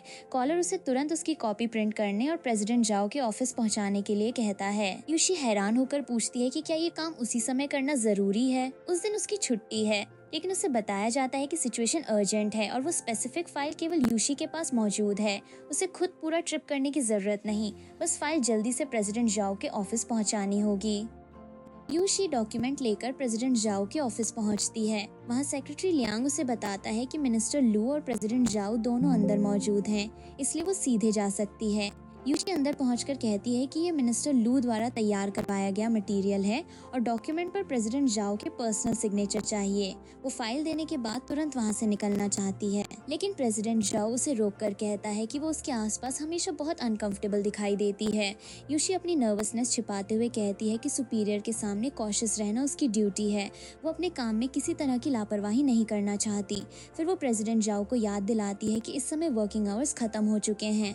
अगर उसके पास कोई दूसरा इंस्ट्रक्शन नहीं है तो यूशी जाना चाहेगी। प्रेसिडेंट जू उसी बात को दोहराता है कि अभी वर्किंग आवर्स नहीं हैं। फिर अचानक पिछली रेनी नाइट का टॉपिक उठाकर पूछता है कि यूशी को उस रात की कितनी बातें याद हैं।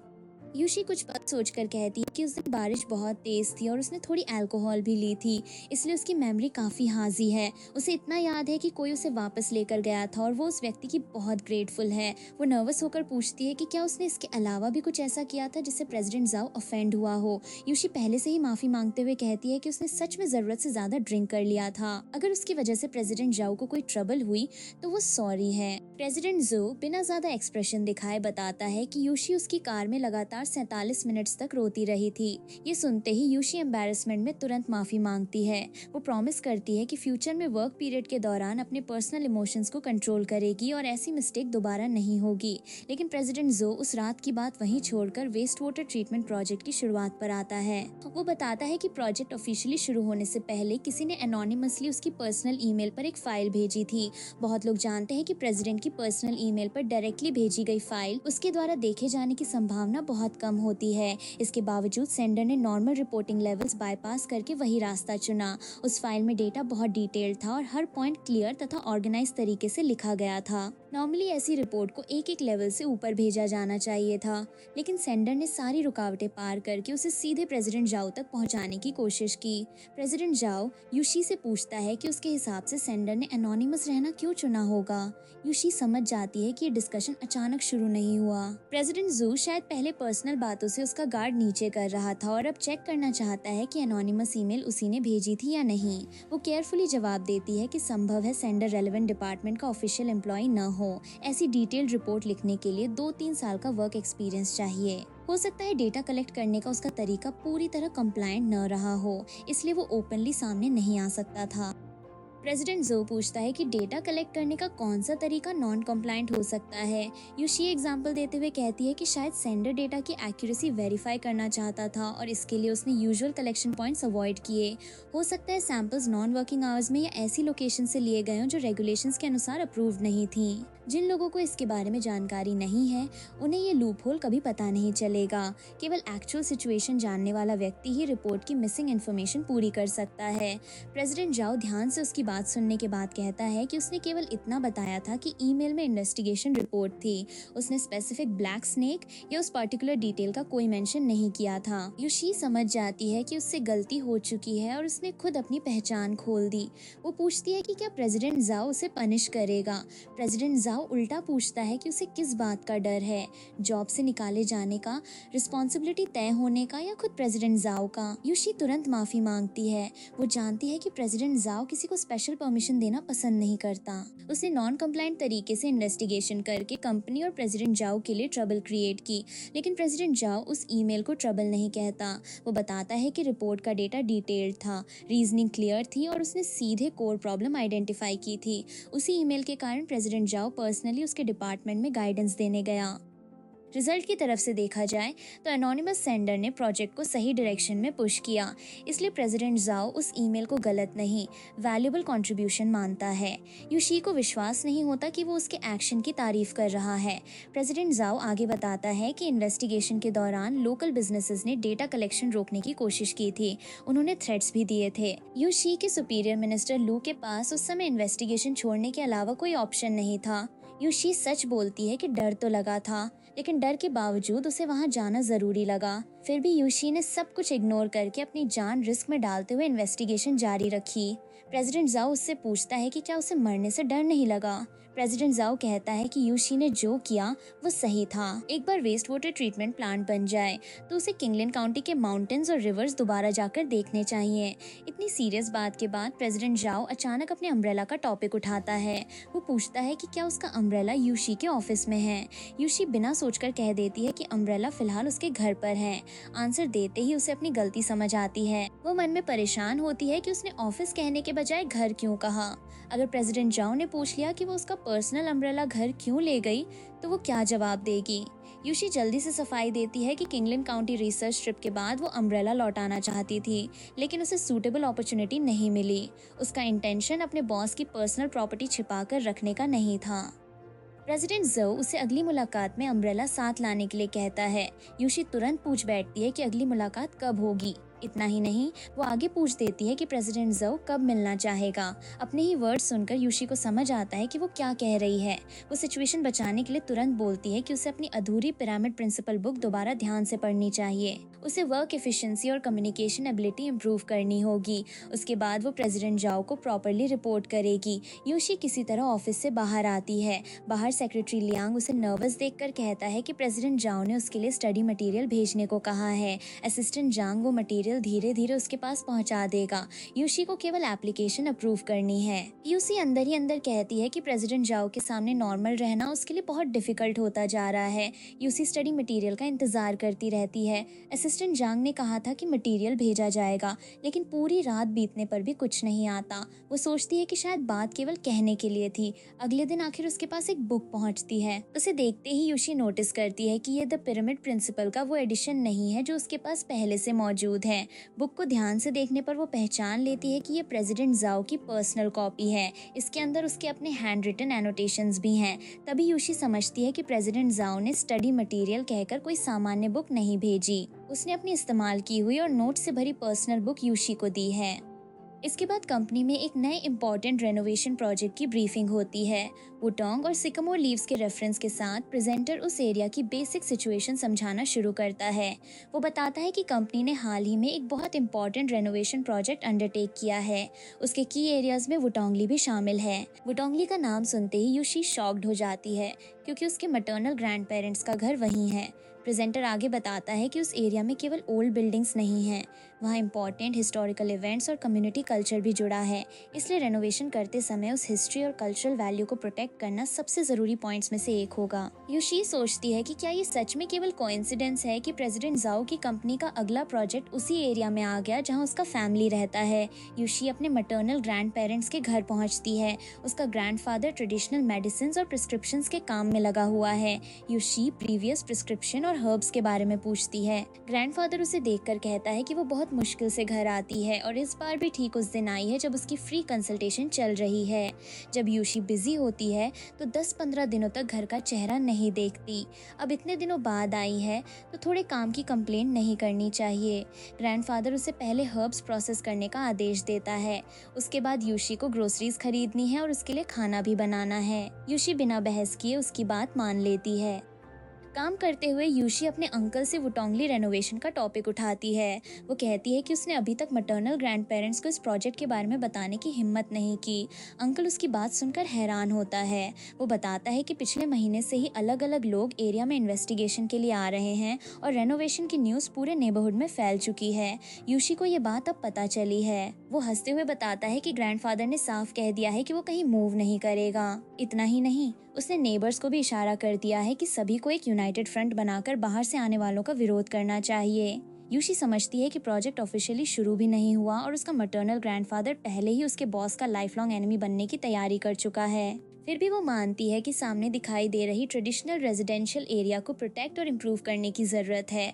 बस इस काम में लोगों की फीलिंग्स और वहाँ की हिस्ट्री को इग्नोर नहीं किया जा सकता। इतनी सीरियस बातों के बीच यूशी का अंकल अचानक कहता है कि उसका कुछ मीठा खाने का मन है। वो खास तौर पर स्ट्रॉबेरीज मांगता है।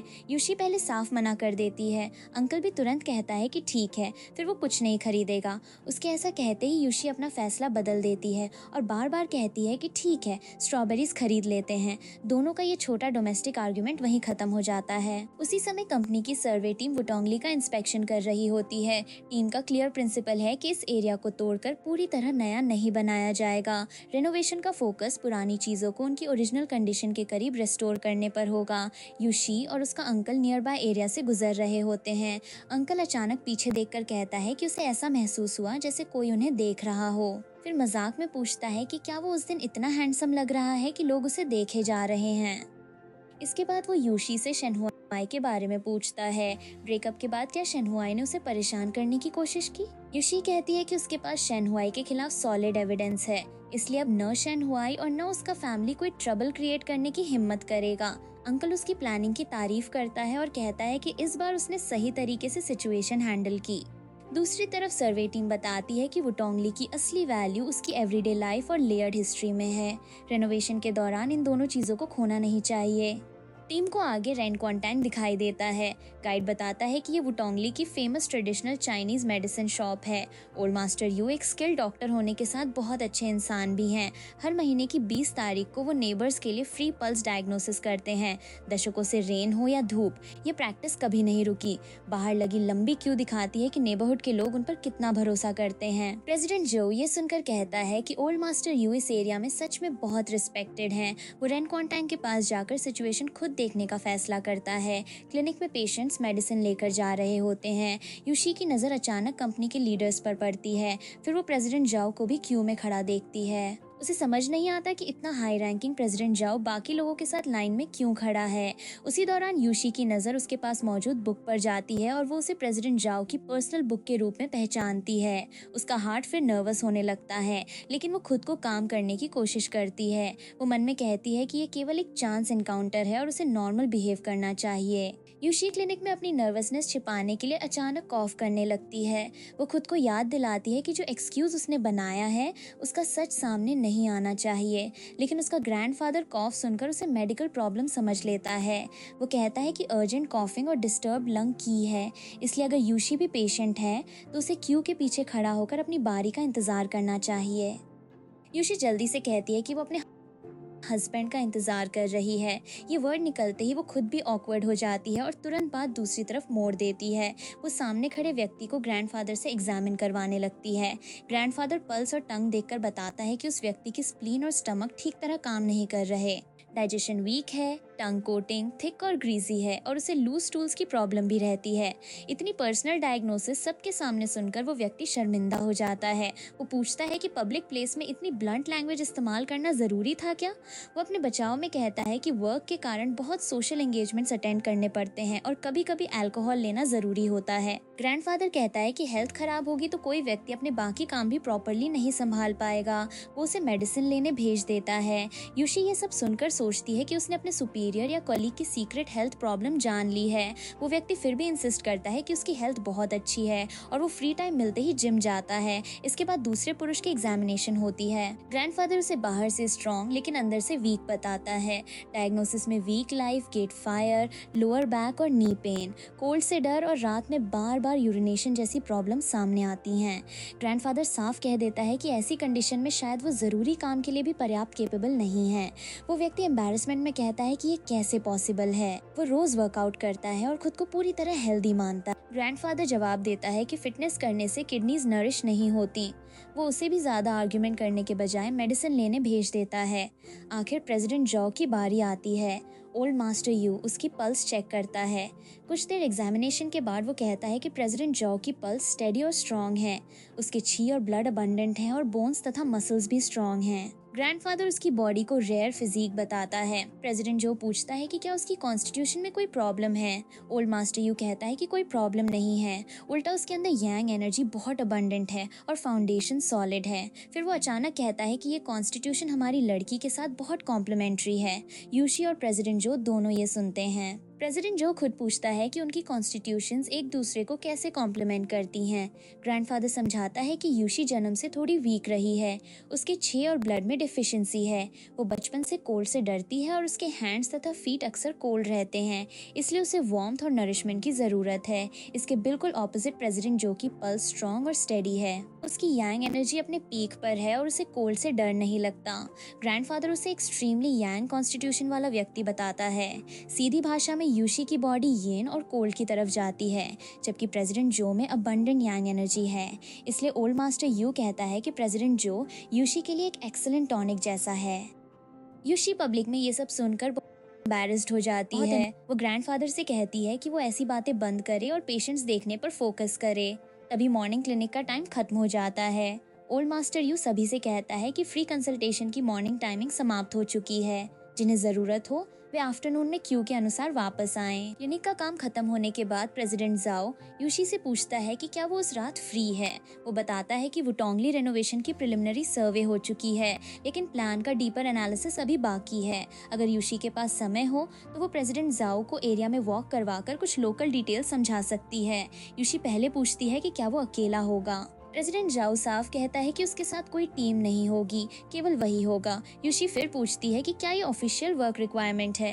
प्रेसिडेंट जाओ उसे याद दिलाता है कि वर्किंग आवर्स के बाहर यूशी को मना करने का पूरा अधिकार है।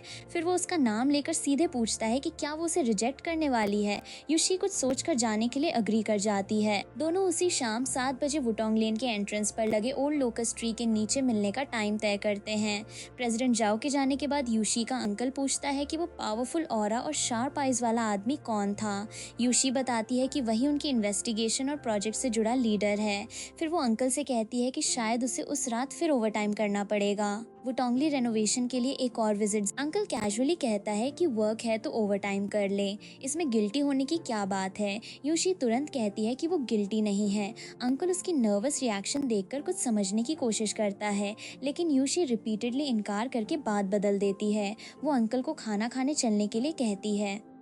शाम को यूशी तय टाइम से 10 मिनट पहले मीटिंग पॉइंट पर पहुंचती है। उसका मानना है कि अर्ली पहुंचने से उसकी टाइम अवेयरनेस दिखाई देगी और लीडर पर अच्छा इंप्रेशन पड़ेगा। बैकग्राउंड में सी यू इन माई ड्रीम्स जैसी लाइन सुनाई देती है, लेकिन लोकस ट्री के पास पहुंचते ही यूशी देखती है कि प्रेसिडेंट जाओ उससे भी पहले वहां खड़ा है। वो पूछती है कि क्या वो काफी देर से इंतजार कर रहा है। प्रेसिडेंट जू कहता है कि नहीं, वो भी अभी पहुंचा है। फिर दोनों वुटोंगली की वॉक शुरू करते हैं।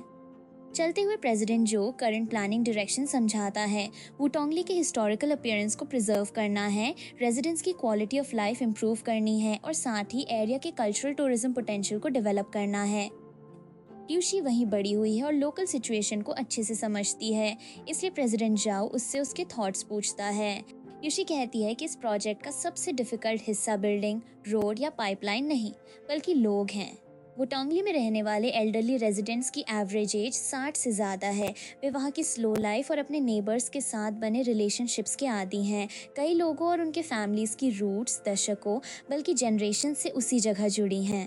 एरिया पुराना है और उसमें हिडन डेंजर्स भी हैं, लेकिन रेजिडेंट्स के लिए अननोन चेंज का डर उन डेंजर्स से भी बड़ा है। वे अपना फैमिलियर होम छोड़ना नहीं चाहते।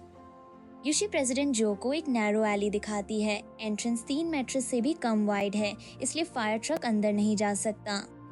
आसपास रॉटन वुड लगा है और इलेक्ट्रिकल वायर्स भी बिना प्लानिंग के इधर उधर डाले गए हैं। एक छोटी स्पार्क भी बड़ी फायर शुरू कर सकती है। इन डेंजर्स के बावजूद रेजिडेंट्स जाना नहीं चाहते, इसलिए यूशी कहती है कि असली प्रॉब्लम ये तय करना नहीं है कि वुटोंगली के लोगों को कहाँ रिलोकेट किया जाए। असली प्रॉब्लम है उन्हें ऐसा तरीका देना जिसमें वे पीस ऑफ माइंड और डिग्निटी के साथ टेम्पररीली अपना घर छोड़ सकें। प्रेसिडेंट जाओ कहता है कि इस एरा में अधिकतर लोग बाहर निकलकर नई जगह जाना चाहते हैं। ऐसे में होमलैंड और फैमिलियर लाइफ के लिए इतनी अटैचमेंट सच में रेयर है। यूशी अग्री करती है। उसके अनुसार एक ही जगह रहकर फैमिलियर लाइफ को प्रोटेक्ट कर पाना भी हैप्पीनेस का एक रूप है। इसी कॉन्वर्सेशन के बीच प्रेसिडेंट जाओ अचानक उसके बॉयफ्रेंड के बारे में पूछता है। वो जानना चाहता है कि क्या उसका बॉयफ्रेंड भी वहीं रहना चाहता था। यूशी तुरंत करेक्शन करती है।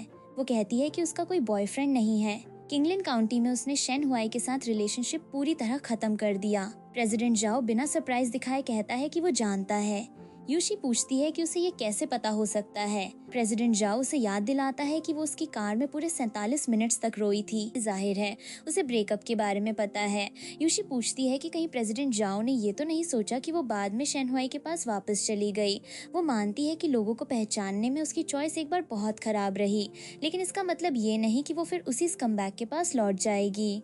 फिर यूशी उससे पूछती है कि जब प्रेसिडेंट जाओ को उसके और शेनहुआई के बीच हुई सारी बातें पता ही नहीं हैं, तो वो यूशी पर इतना कॉन्फिडेंस क्यों दिखा रहा है। प्रेसिडेंट जाओ कहता है कि पूरी कहानी न जानने के बावजूद वो कम से कम इतना क्लियरली देख सकता है कि कैसा व्यक्ति यूशी के लायक नहीं है। दोनों वुटोंगली के एक पुराने रेस्टोरेंट तक पहुंचते हैं। ये रेस्टोरेंट कई वर्षों से चल रहा है और अंदर ओनर की बहुत सी पर्सनल बिलोंगिंग्स रखी हैं, जिससे वहाँ वुटोंगली का यूनिक कैरेक्टर दिखाई देता है। यूशी को प्रेसिडेंट जाओ की पुरानी पिरामिड प्रिंसिपल बुक और उसके अंदर लिखे एनोटेशंस याद आते हैं।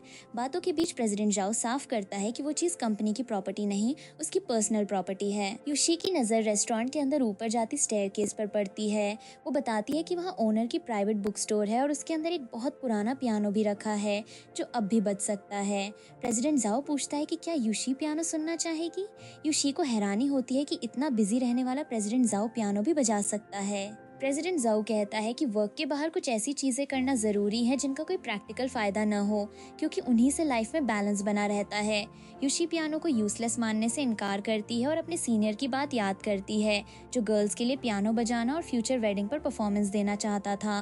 प्रेसिडेंट जाओ पूछता है कि रेनकॉन्टैंग में यूशी को बुलाने वाला वही सीनियर था क्या। यूसी साफ करती है कि उसका सीनियर अफ्रीका में है और सुबह उसे बुलाने वाला व्यक्ति उसका मटर्नल अंकल था। मिसअंडरस्टैंडिंग दूर होने के बाद प्रेसिडेंट जाओ उसे अपस्टेयर्स चलकर पियानो सुनने के लिए कहता है। पियानो के पास पहुंचने के कुछ समय बाद प्रेसिडेंट जाओ का फोन बजता है। कॉलर की बात सुनकर वो कहता है कि उसे सिचुएशन समझ आ गई है और वो तुरंत पहुंच रहा है। वो यूशी से माफी मांगते हुए कहता है कि उसे एक अर्जेंट मैटर हैंडल करना होगा। यूशी उसे अपना काम करने के लिए कहती है। वो कोई कंप्लेंट नहीं करती। जाने से पहले प्रेसिडेंट जाओ कहता है कि उस रात का पियानो और अधूरा समय वो यूशी पर उधार रहा।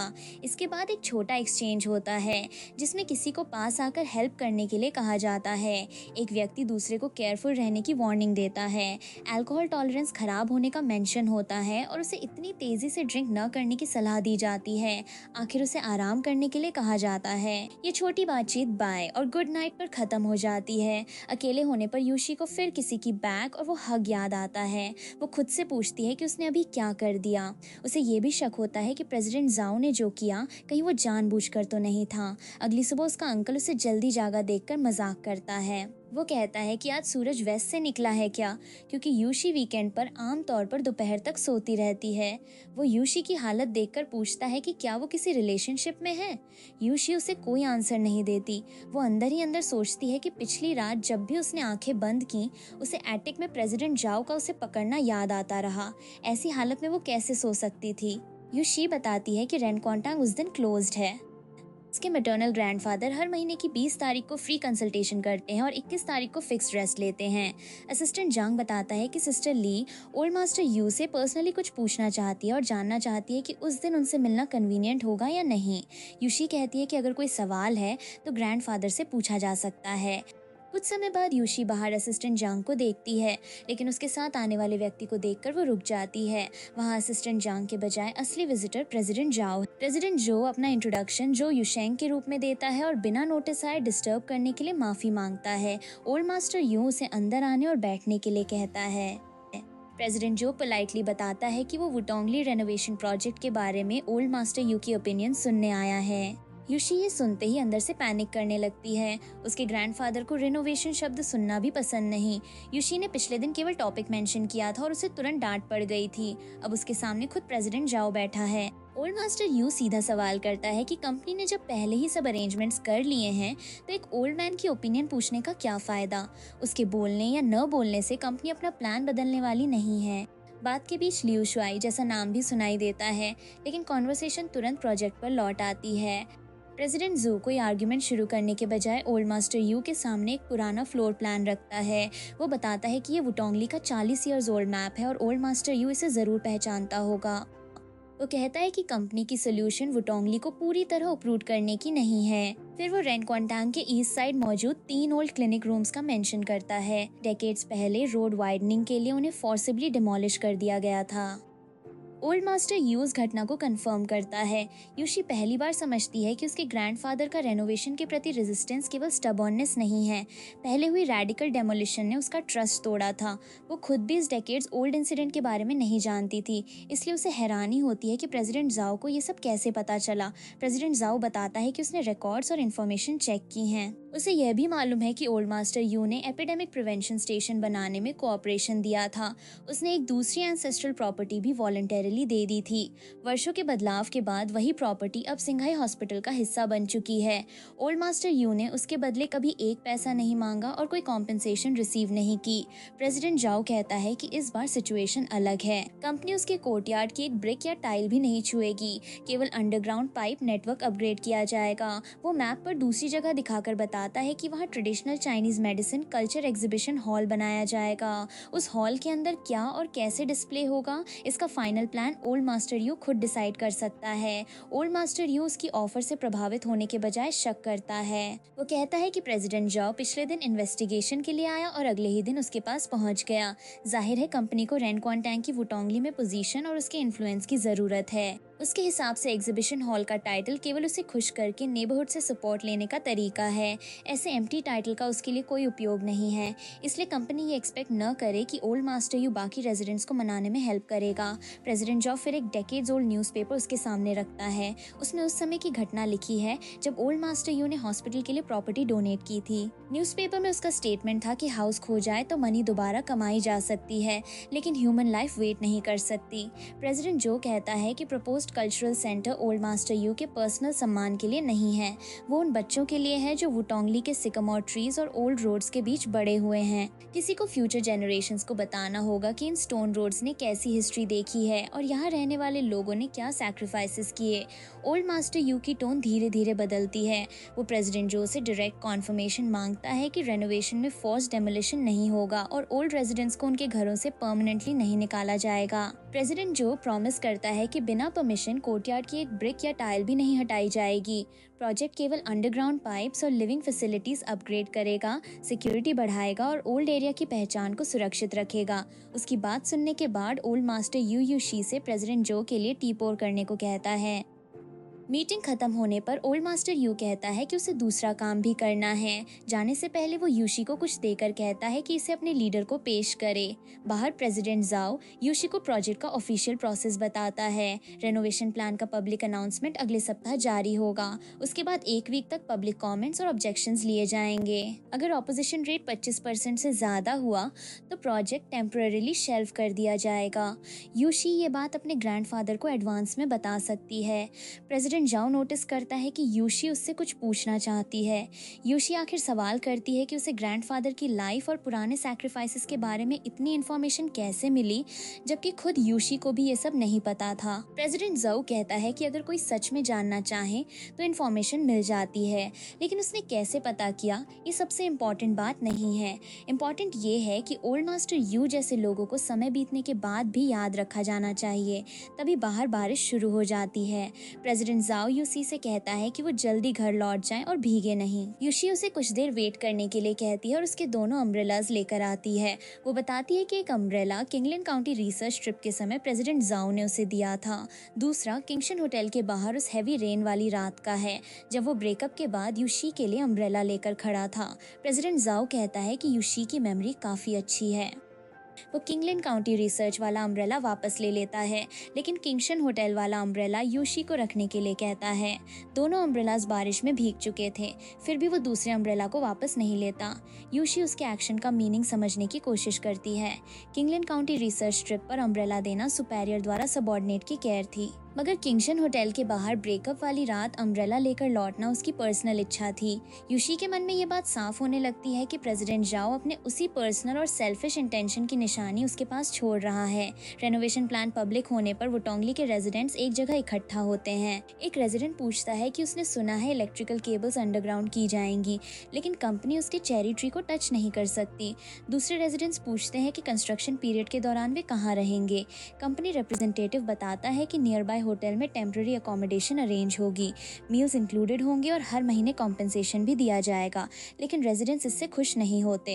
वे कहते हैं कि होटल कभी अपने घर जितना कंफर्टेबल नहीं हो सकता। कुछ लोग 60 से ज्यादा वर्षों से उसी ओल्ड हाउस में रह रहे हैं, वे अपना घर इस तरह डिमोलिश नहीं होने देंगे। धीरे धीरे पूरी क्राउड हम अग्री नहीं करते कहकर विरोध करने लगती है। यूशी ओल्ड मास्टर यू के पास जाकर पूछती है कि प्लान का कौन सा हिस्सा अनक्लियर है। अगर कोई सवाल है तो वो डिटेल में एक्सप्लेन कर सकती है। कुछ समय बाद रेजिडेंट्स देखते हैं कि ओल्ड मास्टर यू ने डॉक्यूमेंट पर अपना साइन कर दिया है। ये देखते ही क्राउड का एटीट्यूड बदलने लगता है। वे कहते हैं कि ओल्ड मास्टर यू की जजमेंट हमेशा अच्छी रही है। अगर उसने साइन कर दिया तो प्रोजेक्ट में जरूर नेबरहुड की भलाई होगी। एक दूसरे को देखकर बाकी रेजिडेंट्स भी प्लान पर साइन करने लगते हैं। रेजिडेंट्स को समझाते हुए यूशी जानती है कि उसके ग्रैंडफादर की वुटोंगली के लिए फीलिंग्स कितनी डीप हैं। वहाँ की हर ब्रिक, हर टाइल, हर प्लांट और हर ट्री के साथ उसकी मेमोरीज जुड़ी हैं। उसी एरिया में उसने दशकों तक मेडिसिन प्रैक्टिस की, लोगों का इलाज किया और नेबर्स की केयर की। इसलिए वुटोंगली छोड़ने की बात उसके लिए केवल हाउस चेंज करना नहीं है। यूशी सभी नेबर्स को बताती है कि टेम्पोररी रिसेटलमेंट प्लान और रेमेडीज डॉक्यूमेंट में क्लियरली लिखी हैं। किसी को कोई क्वेश्चन हो तो वो यूशी या उसके कलीग से पूछ सकता है। कुछ रेजिडेंट्स पूछते हैं कि रेनोवेशन कंप्लीट होने के बाद क्या वे अपनी ओरिजिनल लोकेशन पर लौट पाएंगे। यूशी उन्हें रियश्योर करती है कि यही अरेंजमेंट है और उनके घर परमानेंटली नहीं छीने जा रहे। अंदर ही अंदर यूशी जानती है कि ग्रैंडफादर ने साइन इसलिए भी किया क्योंकि उसकी ग्रैंड डॉटर इस प्रोजेक्ट की रिस्पॉन्सिबिलिटी संभाल रही है। उसका सिग्नेचर यूशी की हेल्प करेगा, लेकिन उससे भी ज्यादा उस लाने की हेल्प करेगा जिसमें उसने पूरी जिंदगी बिताई है। यूशी ये भी समझती है कि प्रेसिडेंट जाओ ने ग्रैंडफादर का कैरेक्टर पहले ही पहचान लिया था। इसी कारण वो पर्सनली उसके सामने अपनी बात रखने आया। उसने केवल ब्रिक वॉल्स और ब्लूप्रिंट्स नहीं देखे, उसने उस पुरानी जमीन पर रहने वाले लोगों और उनकी फीलिंग्स को देखा। यूशी को लगता है कि प्रेसिडेंट जाओ ने वुटोंगली को उन लोगों के पास ही रहने दिया जो उसे सबसे ज्यादा चेरिश करते हैं। कुछ समय बाद डायरेक्टर यांग कंपनी में पहुंचता है। वो ट्रैफिक की शिकायत करते हुए कहता है कि जैम इतना बुरा था कि उसका दम घुटने लगा। अगर टीम को पता था कि वो आ रहा है तो किसी को उसे पिक करने भेजना चाहिए था। फिर वो खुशखबरी देता है कि वेस्ट वाटर ट्रीटमेंट प्लांट और डेवलपमेंट जोन कंस्ट्रक्शन ऑफिशियली शुरू हो चुके हैं। वो प्रोग्रेस रिपोर्ट देने आया है। साथ में डायरेक्टर यांग चिंगलिन काउंटी के बहुत से स्पेशल फ्रूट्स भी लाया है। वो ऑफिस में सभी को बांटते हुए कहता है कि जो सामने आएगा उसे शेयर मिलेगा। वो एक एक व्यक्ति को 2 फ्रूट्स देकर good things coming in pairs का मजाक करता है। डायरेक्टर यांग यूशी से कहता है कि उसने उस समय सही फैसला लिया था। एक बार प्रोजेक्ट पूरा हो जाए तो उसे किंगलिन काउंटी वापस जाकर वहाँ के माउंटेन्स और रिवर्स फिर देखने चाहिए। यूशी फ्रूट्स देखते हुए सोचती है कि प्रेसिडेंट जाओ को भी एक ऑरेंज मिलना चाहिए। जब कोई पूछता है कि क्या ऑफिस में किसी पर्सन को फ्रूट नहीं मिला तो यूसी तुरंत कहती है कि नहीं, कोई नहीं बचा। वो प्रेसिडेंट जाओ का नाम लेने से बचती है। बाद में यूसी अपने फोन और कॉन्टैक्ट लिस्ट को देखकर पिछली इवेंट्स जोड़ने लगती है। उसे याद आता है कि एक पर्सन एक्सपेक्टेड टाइम से आधा घंटा लेट आया था, लेकिन उसके साथ असिस्टेंट जांग नहीं था। फिर वो उस कॉन्टैक्ट के बारे में सोचती है जिसने खुद उसे प्रोएक्टिवली ऐड किया था। यूशी पूछती है कि आखिर ये पर्सन कौन है। सच्चाई समझ आते ही वो खुद को कहती है कि रहने दो, मान लो ये सब ड्रंकन मिस्टेक थी। लेकिन उसके लिए बात इग्नोर करना आसान नहीं है। जिस कॉन्टैक्ट को वो असिस्टेंट जांग समझ रही थी वो असल में प्रेसिडेंट जाओ था। यूशी पैनिक करने लगती है। उसने आधी रात को प्रेसिडेंट जाओ को कॉल किया था। अपनी वही मिस्टेक याद करके वो कहती है कि इस बार उसने सच में सब गड़बड़ कर दिया। यूशी डॉक्यूमेंट्स के बीच प्रूफ देखकर प्रेसिडेंट जाओ से पूछती है कि क्या वो कॉन्टैक्ट सच में वही था। कंफर्म होते ही वो कहती है कि प्रेसिडेंट जाओ ने उससे झूठ क्यों बोला, ये क्लियरली उसका वीचैट अकाउंट था।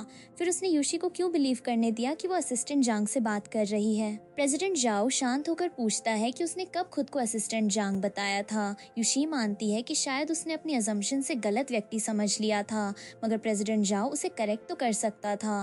प्रेसिडेंट जाओ उससे पूछता है कि अब सच्चाई जानने के बाद वो क्या करेगी। क्या वो प्रिटेंड करेगी कि उसे कुछ पता नहीं, या सही समय का वेट करके उसे डिलीट कर देगी। यूशी फिर उस फोन कॉल का मेंशन करती है जो अचानक डिस्कनेक्ट हो गया था। वो पूछती है कि कॉल कनेक्ट होने के बाद तुरंत क्यों कट गया। प्रेसिडेंट जाओ कहता है कि उसने रॉन्ग कंट्रोल प्रेस कर दिया था। फिर वो यूशी से वही सवाल पूछता है जिससे वो बच रही है। उस कॉल को करने से पहले क्या उसने प्रेसिडेंट जाओ के बारे में सोचा था। यूशी को उस रात की कॉन्वर्सेशन याद आती है। उसने पूछा था कि क्या उसे कॉल काट देना चाहिए और दूसरी तरफ से साफ आंसर आया था नहीं। प्रेसिडेंट जाओ ने उस समय समझ लिया था कि यूशी ने ड्रिंक किया है। यूशी ने स्वीकार किया था कि उसने थोड़ी अल्कोहल ली क्योंकि डायरेक्टर यांग प्रोग्रेस रिपोर्ट लेकर आया था और वो बहुत खुश थी। यूशी ने एक्साइटमेंट में बताया था कि किंगलिन काउंटी का वर्क आखिर आगे बढ़ रहा है। जब प्रेसिडेंट जाओ ने कॉल करने का कारण पूछा तो यूशी ने ऑरेंजेस की बात की थी। डायरेक्टर यांग सबके लिए किंगलिन काउंटी के ऑरेंजेस लाया था। बाकी हर पर्सन को शेयर मिला, इसलिए यूशी को लगा कि प्रेसिडेंट जाओ को भी एक ऑरेंज मिलना चाहिए। कॉल के एंड में यूशी ने पूछा था कि क्या वो वर्क में बिजी है। वो उसे ज़्यादा डिस्टर्ब नहीं करना चाहती थी, लेकिन प्रेसिडेंट जाओ ने उसका नाम लेकर कहा था कि वो उसके साथ रहे। अब फेस टू फेस खड़ी यूशी उसे फॉर्मल तरीके से मिस्टर जाओ कहती है। वो कहती है कि काफ़ी देर हो चुकी है और उसे घर लौटना चाहिए। प्रेसिडेंट जाओ के साथ हुई कॉन्वर्सेशन के बाद यूशी खुद से पूछती रहती है कि उसने ये सब क्या कर दिया। वो गैदरिंग में लौटकर लगातार ड्रिंक करने लगती है। उसके कोवर्कर्स कहते हैं कि उन्होंने यूशी को पहले कभी इतना पीते नहीं देखा। शाओशी बताती है कि यूशी रेस्टरूम गई थी। वापस आने के बाद उसने अचानक बहुत तेजी से ड्रिंक करना शुरू कर दिया और किसी के रोकने पर भी नहीं रुकी। वो बार बार कह रही थी कि उसे जल्दी ड्रंक होना है, एक बार नशा हो जाए तो उसे इतनी सारी बातें सोचने की जरूरत नहीं पड़ेगी। यूशी की हालत देखकर सभी समझते हैं कि वो अकेले घर नहीं लौट सकती। वे शाओशी से उसे सेफली घर पहुंचाने के लिए कहते हैं। शाओशी इसकी रिस्पॉन्सिबिलिटी ले लेती है। कोवर्कर्स को हैरानी होती है कि प्रेसिडेंट जाओ आधी रात को यूशी को लेने पर्सनली आया है। वो कहता है कि रास्ता उसी तरफ है। तभी एक कोवर्कर धीरे से कहता है कि प्रेसिडेंट जाओ आमतौर पर उस रास्ते जाता ही नहीं, इसलिए उसका ऑन द वे कहना अजीब है। प्रेसिडेंट जाओ बिना एक्सप्लेनेशन दिए कहता है कि अगर उसने कहा है रास्ता वही है तो वही रास्ता है। कार में बैठते ही प्रेसिडेंट जाओ उसे सीट बेल्ट लगाने के लिए कहता है। यूशी उसकी तरफ लगातार देख रही होती है। प्रेसिडेंट जाओ पूछता है कि वो क्या देख रही है। यूशी तुरंत नजर हटाकर कहती है कि कुछ नहीं। वो पूछता है कि यूशी ने आखिर कितना ड्रिंक किया। यूशी पहले 3-4 कप्स कहती है, फिर काउंटिंग 5, 6 और 7 तक पहुंच जाती है। साफ है कि उसे खुद एग्जैक्ट नंबर याद नहीं है। यूशी उससे पूछती है कि वो अचानक वहाँ क्यों आया। प्रेसिडेंट जाओ फिर वही आंसर देता है, वो रास्ते में था। कुछ देर बाद यूसी उसे बताती है कि उसने स्पेशली किंगलिन काउंटी के कुछ ऑरेंजेस उसके लिए बचा कर रखे हैं। घर पहुंचने पर यूसी प्रेसिडेंट जाओ को उस रात वापस लाने के लिए धन्यवाद देती है। यूसी कार से निकलकर कॉन्वर्सेशन खत्म करना चाहती है, लेकिन प्रेसिडेंट जाओ उसे याद दिलाता है कि उसने अभी तक उसके सवाल का जवाब नहीं दिया। वो उसी दिन फोन पर पूछी बात दोहराता है, क्या यूशी ने उसे याद करके कॉल किया था।